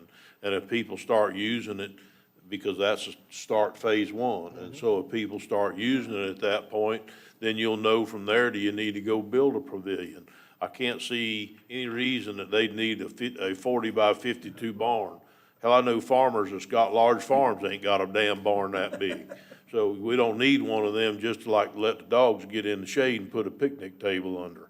So, you know, I would like to do this in phases. I'm prepared to move forward, but move forward in a phase where we put in a lime rock parking area in the proper place and then try to get a mulching machine. Or I don't think we have a heavy-duty bush hog or anything that would do that, but there's at least 5 people that I know of around here that have them mulching machines that don't charge that much on a skid steer loader. That would be just about the right width for a path through there, the width of a skid steer.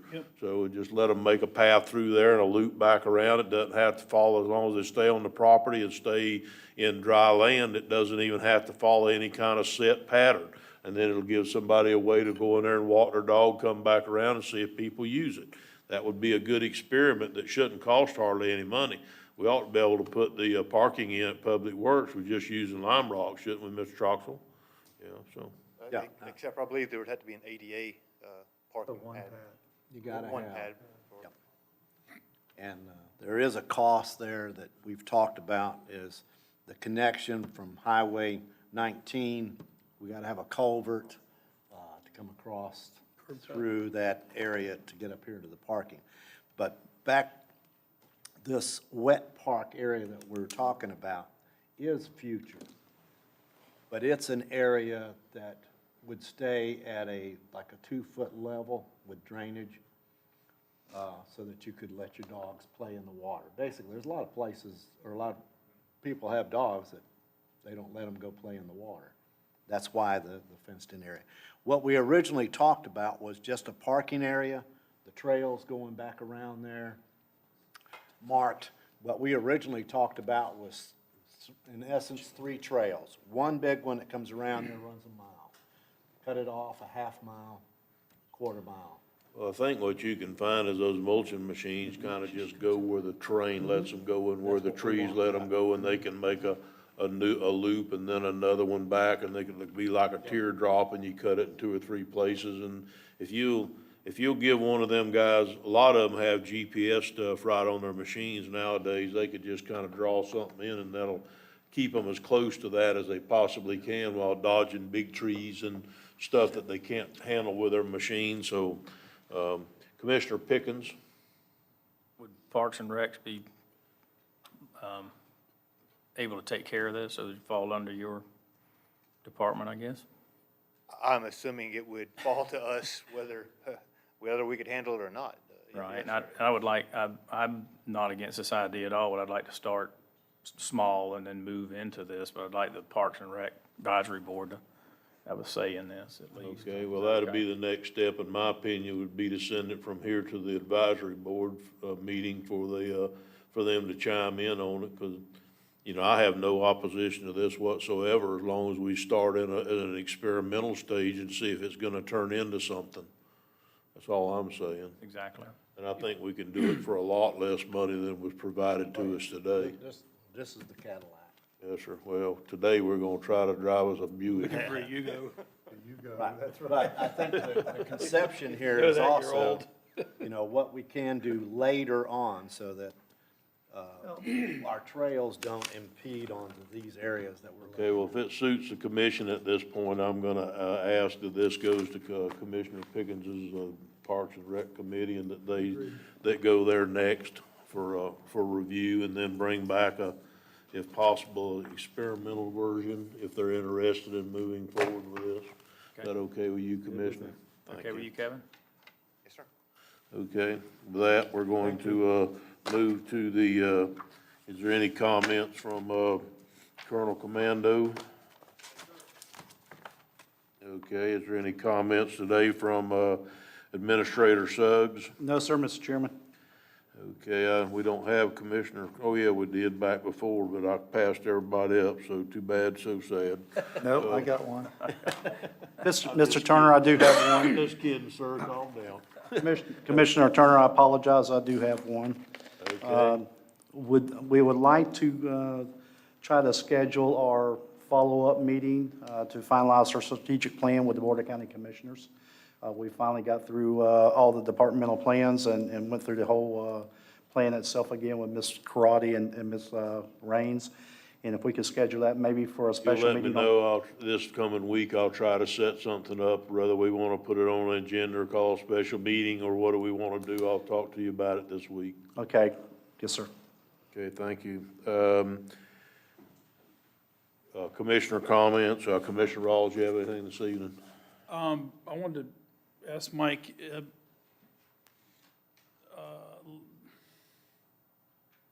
having a senior moment now. Survey on the animal services property. Yeah, I talked with Wes, our surveyor today. He's got 1 day left, and he'll have it done before the end of this week. Okay, cool. He was doing some roads down somewhere else today. South Got Putnam. one day that he's got to do, locate the electric and I think the corners or something. But yeah, he said it's a long day for him, but he can get it done in a day. Good deal. I think he's gonna have a couple of days, actually. I've been getting a lot of requests from the public wanting to know an update on the animal services building. I and bet you have, yes, sir. Waiting on is to develop the site plan and see if it'll fit. Is there any geotech, is there any geological testing that's being performed on the property? I know that property in the past has been problematic.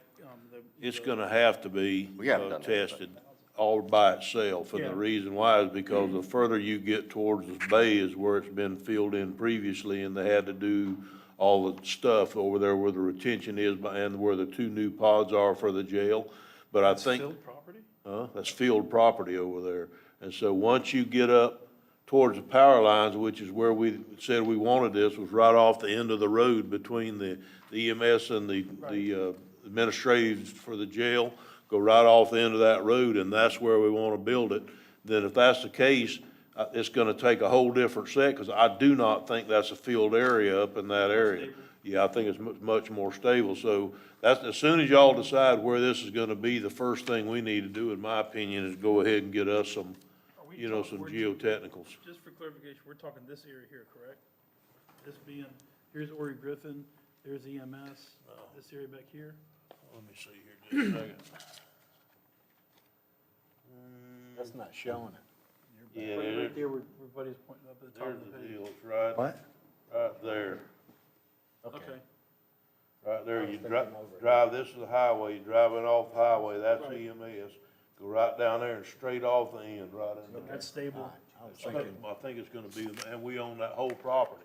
So if we had to move it over another 100 feet or 200 feet or one way or the other, we own all the land in there, in that whole area where the power lines are. Is he surveying an acre or two, or? I He did think the I think we said 5, didn't we? Yeah, he's got a lot of it. And Okay, but that'll be, so as soon as we get that, we'll put that in, and then we can drop in the building, it'll automatically scale everything, then we'll have, be able to lay out parking and all that, it'd be a lot easier. Okay, Okay. thank you. Okay. You have anything else, Commissioner? Commissioner Goddard, do you have anything this afternoon? No, sir. Okay. Commissioner Harvey, you have anything additional, sir? No, it was already answered. It was Animal Services. Thank you, Jim. Good deal. And by the way, I appreciate you taking on that project, Commissioner Rawls, just like the one you decided to take on today. That really helps with the way that we run this commission, is take your abilities and use them for the betterment of the county. Right. Commissioner Pickens, did you have anything to add today, sir? Yeah, I did, Mr. Chairman. As I said at the end of our regular meeting, I wanted to bring it to the board's attention, and some of you may have been copied on different emails from Mr. Tim Ho and some of the other ones that somebody, it's American BioClean Incorporated, has applied for a application with the DEP to apply biosolids in District 1, South Putnam. The actual area is, if you're familiar where the Crescent City High School is, it's just west of there. It's part of the old Dexter Farms property. And only a portion of it is what they're applying for, what they're considering to allow them to do this. But I thought the board needed to be aware of this and maybe even put it on a workshop in December. Jim Triano has always been so helpful in every capacity, and he jumped in on this and actually put together a meeting with some of his contacts with DEP, and Administrator Suggs and I sat in on that meeting. At that particular time, they discussed what the applicant was applying for and how the process would work. And it seems if everything is in place, that it doesn't seem like it's that bad of a deal. But still, I wanted to look into this because of where it is, and it's very close to Lake Crescent. So Jim, if you want to make some comments on this. I did understand that after we left that meeting that we would just have an opinion on it or comments on it, that we really may not see this before the board. But Jim, if you just want to make some comments about that meeting and what your take in it is. Yes, sir. Mr. Chair, if I may, I'm going to ask Jacob for a little technical assistance here. I wanted to show you some pictures and some things that we discussed in our meeting, and Commissioner Pickens is correct. So we first received notification of a biosolids treatment application through the Florida Department of Environmental Protection in the south end of the county. And we looked at it, and biosolids themselves, and I just want to get this, if I can, Mr. Chair, will you grant me just a minute here? Sure. So I can get this working. This isn't gonna be one of them hour-and-a-half presentations on fertilizer, is it? No, sir. No. Okay. Not yet. Well, while he's getting there ready, can I ask you a question, Bill? I was doing some research on this company. It seems to me like they're not in compliance for what they already have in place in Putnam County. Is that correct? Ooh, I don't know about this. I know there was another company doing it further south. I don't know if they're applying anything at this time. I know that they've purchased a property because I had conversations Maybe that's what I'm thinking of. with the owner about getting power to some of his buildings. And I know he's running some cows on it, but I don't know if I don't think they're doing anything They're right now. bringing in affluent from Volusia, correct? Yes, from the south. Yeah. I just started doing a lot of research on the company, and eventually I started finding, and this is the one that Tim had sent the email on. That's what kind of got me looking into it. Am I correct? Is this the one, are they in compliance or not? Seems like DEP had an issue with their permits. We found out about it because of Tim, you're gonna have to come to the microphone if you're gonna speak.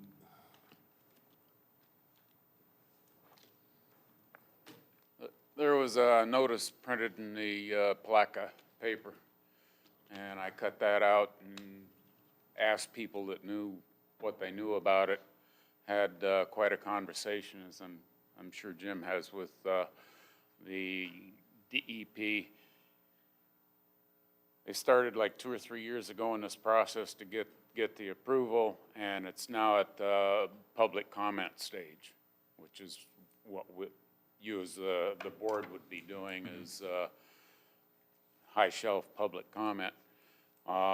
So the last thing that I saw that was real important, or I thought was real important, was the fact that the DEP kept coming back and asking more and more questions. Right. Especially for the part about how close it is, I'm sorry, but how close it is to Lake Crescent.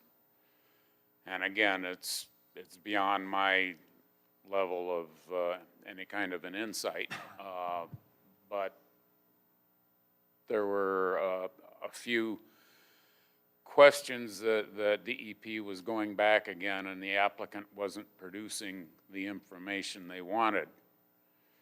That seemed to me to be worthy of further inquiry. That's what I'm referring to. The guy in DEP out of Jacksonville was, yeah, they're working it, and they're gonna have their own processing plant there, and it's gonna dribble out. I could never tell whether or not this was, and Mr. Pickens would know whether or not this was a legitimate farm or whether this was just a dump site. The part that had my concern, of course, was last year we had all this blue-green algae stuff in the river, and the experts claimed that it came from biosolids being dumped, and there's 2 or 3 different versions of biosolids depending on how much you compost them. And if it's composted completely and they measure the temperatures and everything, it's just like dirt.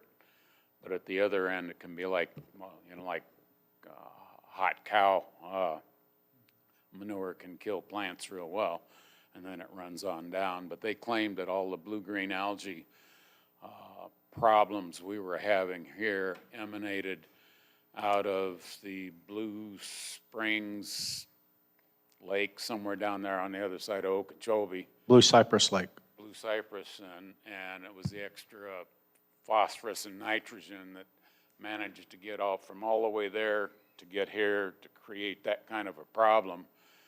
And that's a long distance. From Lake Okeechobee? Huh? Did you say Lake Okeechobee? It's the headwaters for the St. Johns River, and that's where. Let's try to get back on, But it's back on down, track here if we it's can. down that way anyhow. It's a long distance away. And supposedly those effects didn't manifest themselves until they got into Crescent Lake and Lake George, and then all of the submerged aquatic grasses are all gone. That's a whole different topic I'd love to talk to you about. But it seemed to me there was a long physical distance and it was still having an impact. And this thing was real close to Crescent Lake, and to me it appeared it was worthy of inquiry. And again, I'm just. Well, I totally agree with you that we needed to look into it, and I think that's what we're trying to do here today. And again, DEP has had a problem of going to the applicant and the applicant coming back with partial answers that didn't satisfy them.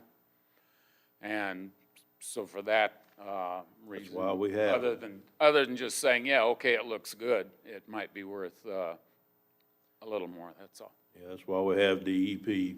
What do you have, Jim? Mr. Chair, if I can, on your boards there and for the public, as Mr. Hilton was talking about, on September the 5th, there was a legal notice posted in the Plaquemine Daily News from the Florida Department of Environmental Protection concerning American BioClean and Crescent Lake Ranch and the Class B biosolid application on that piece of property.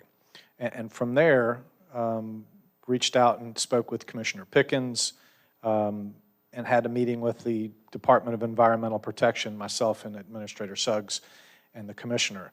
And they gave us a brief overview of what biosolids are, how they apply to us here in Putnam County. And the concern was as much raised about the St. Johns River. And with biosolids, and if I may, I know you told me not to go long, but I'm just going to from an education opportunity here. This is from the Department of Environmental Protection, and this is biosolids, just kind of biosolids 101. And what are biosolids? They are solid, semi-solid, or liquid material produced during the treatment of domestic wastewater. And it also could be a solid or organic matter recovered from sewage treatment processing. And as you can see here, two opportunities, one for effluent to be sprayed on a field, and one for the biosolids themselves to be in small, very compact type material, and also could be spread. However, biosolids are used predominantly as land application, as you can see here. So it is certified in the state of Florida to be applied as a fertilizer. The thing that biosolids has in it is nutrients, phosphorus and nitrogen. Two of the elements, two of the active ingredients necessary that we've seen with our algal blooms. However, the DEP is confident that based on where this location is, they would not see seepage into the St. Johns River. However, the concern was to Lake Crescent. And so we were advised that they have monitoring stations and they're going through the application and the permitting process. So when we look at this, South Florida has banned biosolids. There's also biosolid moratoriums in several counties, Brevard, Indian River, as it relates to the Indian River Lagoon. And there are many counties that have ordinances in place. So prior to today, we did not find anything on file that would prohibit us from taking an active stance in this permit application. However, with staff today, and I would beg the Commission's permission to do a little more research, we found a 2004 ordinance that talks about biosolids. However, our concern is whether the new biosolid process would be applicable to how the ordinance is written. If it is written, and if it's consistent based on our legal interpretation, that we believe now, based on reading this, and we only read this just a few minutes ago, that we would move to the Zoning Board of Adjustment for a special use permit. The issue that we saw earlier on was that we have one of these already in place in Putnam County, and there was no permit that was, at least one issued in 2019 according to the DEP. So however, we have a little more research to do based on our most recent findings. So biosolids themselves, they are safe. They are allowed by Florida law to be applied. It's a mixture that's applied during the process of the crops, and they talked about the cutting in that was necessary for the biosolids through our conversation with DEP. However, we do know that there can be issues associated with runoff. And if there is runoff and it gets into our waterways, that we could see an increase of nutrient loading. And with that, algal blooms if the situation happens to come together. So again, legally permissible, but now looking at our 2004 ordinance, we may have a procedure in place to not come to the Board of County Commissioners, but only to the Zoning Board of Adjustment for a special use permit. And since it's just new for us looking at this, we'd like the opportunity to talk to our county attorney to make sure that this is applicable, and if it is, then we'll take the actions necessary to move forward with a special use permit process. If not, we would then be left with the opportunity for the board to make a suggestion to the DEP, whether we are in favor, whether we're against, or we take no action and be silent. And so, Commissioner Pickens, I hope that helps you a little bit with this process. I do want to show the map, if I can, of this particular parcel of property. Initially, it was a little over 100 some odd acres. As you can see here, it's in yellow and light blue. Only the yellow or the rectangular area has now been identified by the DEP for the application itself, not this other area. So here's State Road 17, here's Crescent Lake, and here is the city down here. I'm sorry, the city here. Is that in Pomona Park? It's in between Crescent City and Pomona Park. Correct. It's really right at Lake Como. So it's right behind the high school, just west of that. Yeah, here's the... So, Mr. Chairman, what I'd like to do is, Jim, thank you very much. And Yes, sir. I'd like to, for you to do that, get that research done and get back with me, and either way, put it on the agenda for the workshop in December, so we can see where we got to go either way. Yes, with sir. that, if that's okay. But I just wanted to update everybody on it if they hadn't seen it. this may be something that I have really not received many phone calls on it at all, a couple of emails and one phone call, I believe. But I think it's something that we need to look at seriously. Mr. Chair, if I may, also for Commissioner Pickens, this is the location of the one that was issued in 2019 in January, and it's currently located as SSS Plumbing Treatment Facility. However, the application site address is 550 Lake Susan Road. And the application areas of 26 acres and 35.4 acres near Hawthorne. I know that over a period of years, and it may be different now, but years ago, there were more than one spread sites for pump trucks and those types of facilities all over the county. And so I'm not saying this is good or bad or whatever. I'm just saying it just information. So Commissioner Harvey, you had your button first. Thank you, Mr. Chairman. Thank you, Mr. Chairman. Jim, when, does that give us enough time frame to bring that, for you to research it and get it? Because I heard Commissioner Pickens say December, is that right? I believe the Commissioner was referencing us bringing it back. I'm sorry, November. Okay. Getting ahead of myself. So it will, and the DEP, I'll make contact with them as soon as we have confirmation. They certainly can issue any permit that they like to. However, we can prohibit the issuance of that permit if our Zoning Board of Adjustment does not move forward to allow the application. One last thing, when is the date of the one you're showing here on Lake Susan Road? 2019, and that would be something that we have no records of. We would have to go back to determine what happened with this, and if it's not in compliance, then we would move forward with a codes case with this and move forward for having them fix what they can at this time to bring them in compliance. Thank you. Thank you, Mr. Commissioner Rawls. I guess, I almost get the feeling that you're wanting us to come up with a policy at some point regarding this in the future. Is that correct? No, sir. I think we may have a policy in place. I think there may need to be more added to this policy as That's what I'm saying. technology changes. You're saying you have a 2004, but it almost sounded like you were alluding to the fact that we need to maybe take a look at that and change it. Correct. Now, if it's not applicable, if there are loopholes in it, then yes, I would urge you to renew that and to shore up those. Again, it doesn't prohibit this county from issuing those permits. It just regulates it. And I apologize for us missing this earlier. However, staff were able to find it today, this 2004 ordinance, and move forward. So, Well, I'm aware of a site out in Barden that used to be used. I didn't, getting Well, educated this as I go along. if I may, Mr. Chair, there are quite a few, according to this ordinance, that were in place in 2001 and earlier. And so I know of no additional, we really didn't do our research into see how many others, other than what was presented to us by the DEP. They truly have to permit this process of this application. And that's the only one that was currently permitted. Now, the city of Palatka This is one is the looking. only one? I'm sorry? This is the only one? According to the DEP and their information they provided to me, yes, sir. Wow. So now the city of Palatka is attempting an application to move forward, but they have not come to fruition with that. I think that's off Lundy Road, correct? I'm not certain. I have the location. I don't remember exactly where that was. So again, there are a couple of options left in front of us, but we'll do our due diligence, and I'll speak with the county attorney, and we'll move forward from there.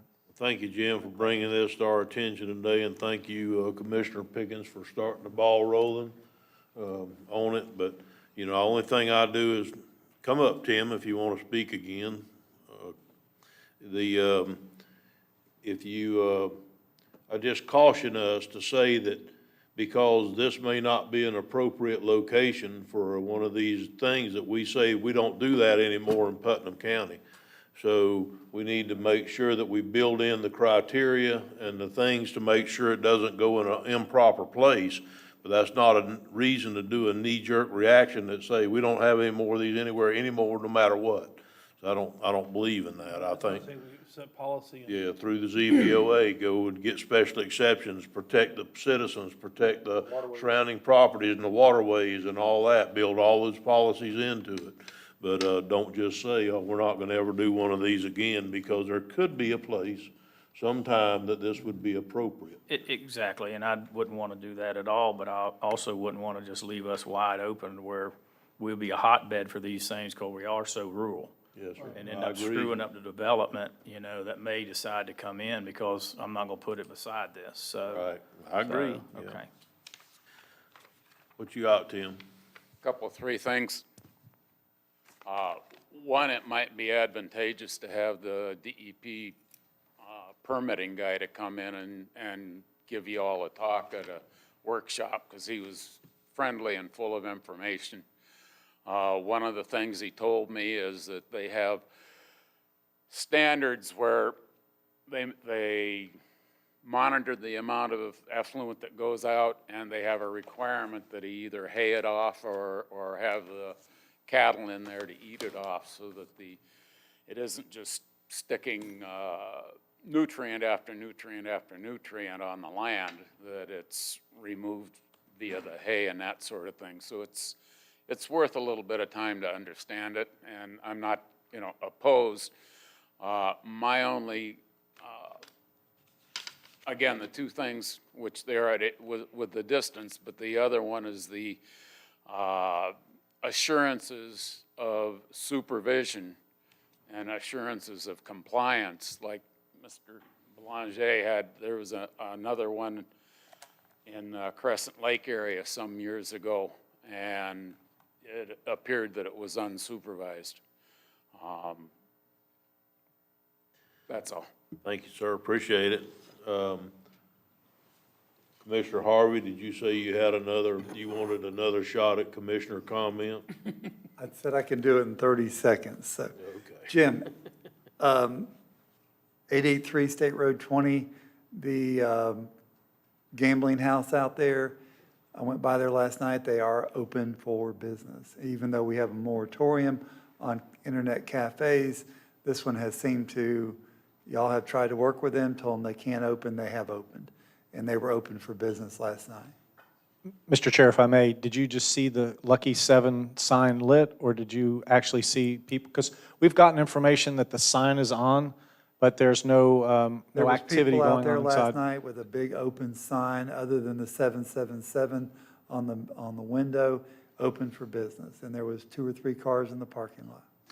Mr. Chair, we have an open codes case. We've informed them that they were operating without permits. We also told them that there is a moratorium in place. Our code staff recently went out in the daytime. Commissioner, about what time was this that you went out there? It was we got done about 7:15 last night. Is that about right? About 7:15, 7:30. I'll make sure tonight on my way on State Road 20 westbound to Gainesville tonight. Well, actually, I think we'll that check it would out. be appropriate to get the sheriff's department involved at this and this time. This is not just a simple codes violation, they're defying a moratorium that was placed on those type of businesses by the board. So I think the next step would be to get the sheriff's department involved in it to see if there's anything they can do to help us in compliance.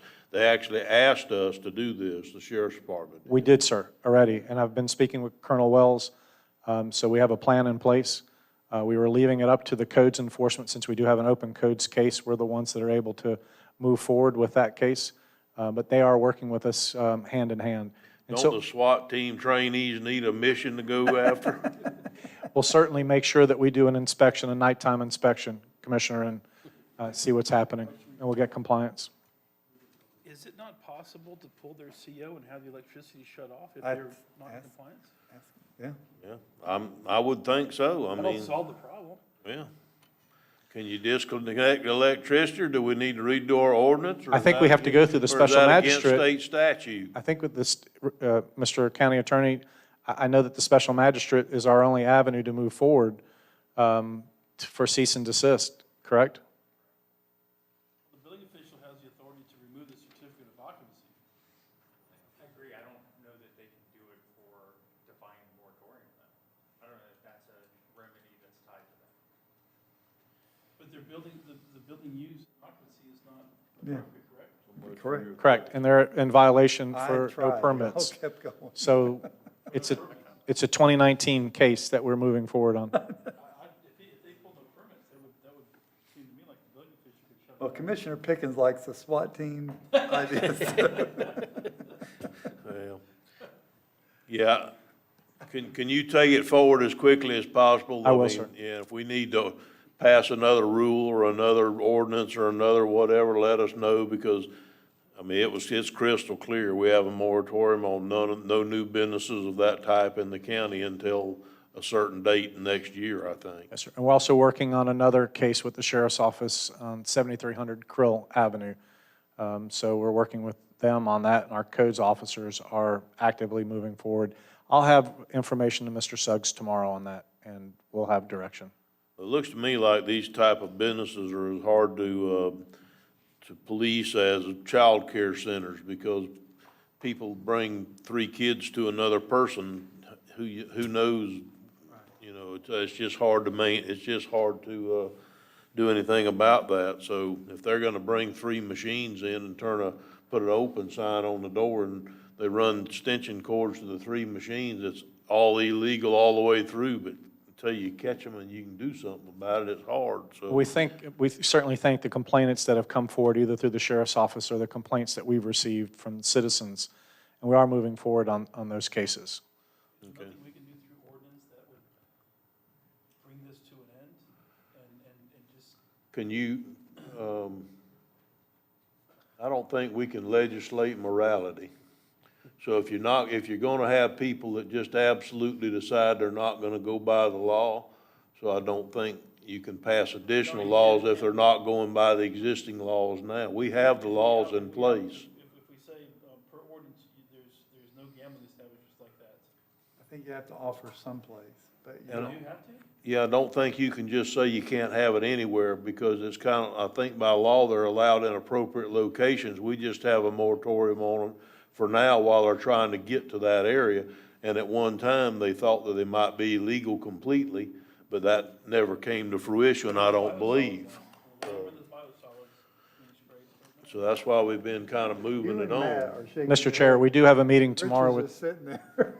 We have a meeting tomorrow with the sheriff's office to discuss a draft ordinance for internet cafes, and we're working with our county attorney on that. Bring them to us at a workshop, and we'll take a look at it unless it turns into an emergency situation. Yes, sir. All right. Okay, does anybody else have anything to come before, any more 30-second options to That come was before not my the board fault, tonight? okay? Y'all ran with the Okay. ball, I didn't, I just threw it out there. Well, I'd like to say, I think this has been a very productive meeting. I appreciate everybody kicking in, like they have, and, you know, sometimes it gets lost in the works as we go along, that we get a lot of things done, and a lot of things accomplished as we go along.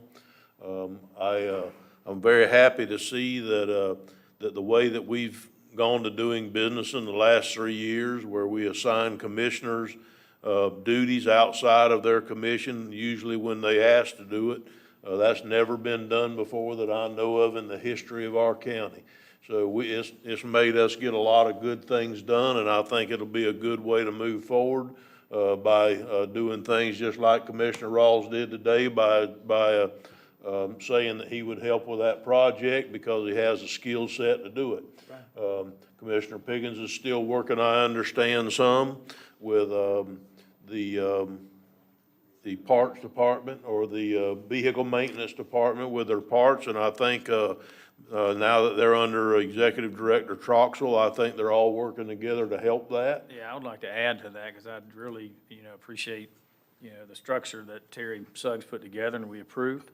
And that's gonna pay big dividends, because Mike and I've already had a number of conversations about ways to improve, the fleet maintenance and the service of our vehicles and stuff. And Bill Rulon's kept in the picture, and so I think it's gonna be good. Yeah, I do too. I think us taking that attitude moving forward is gonna help tremendously.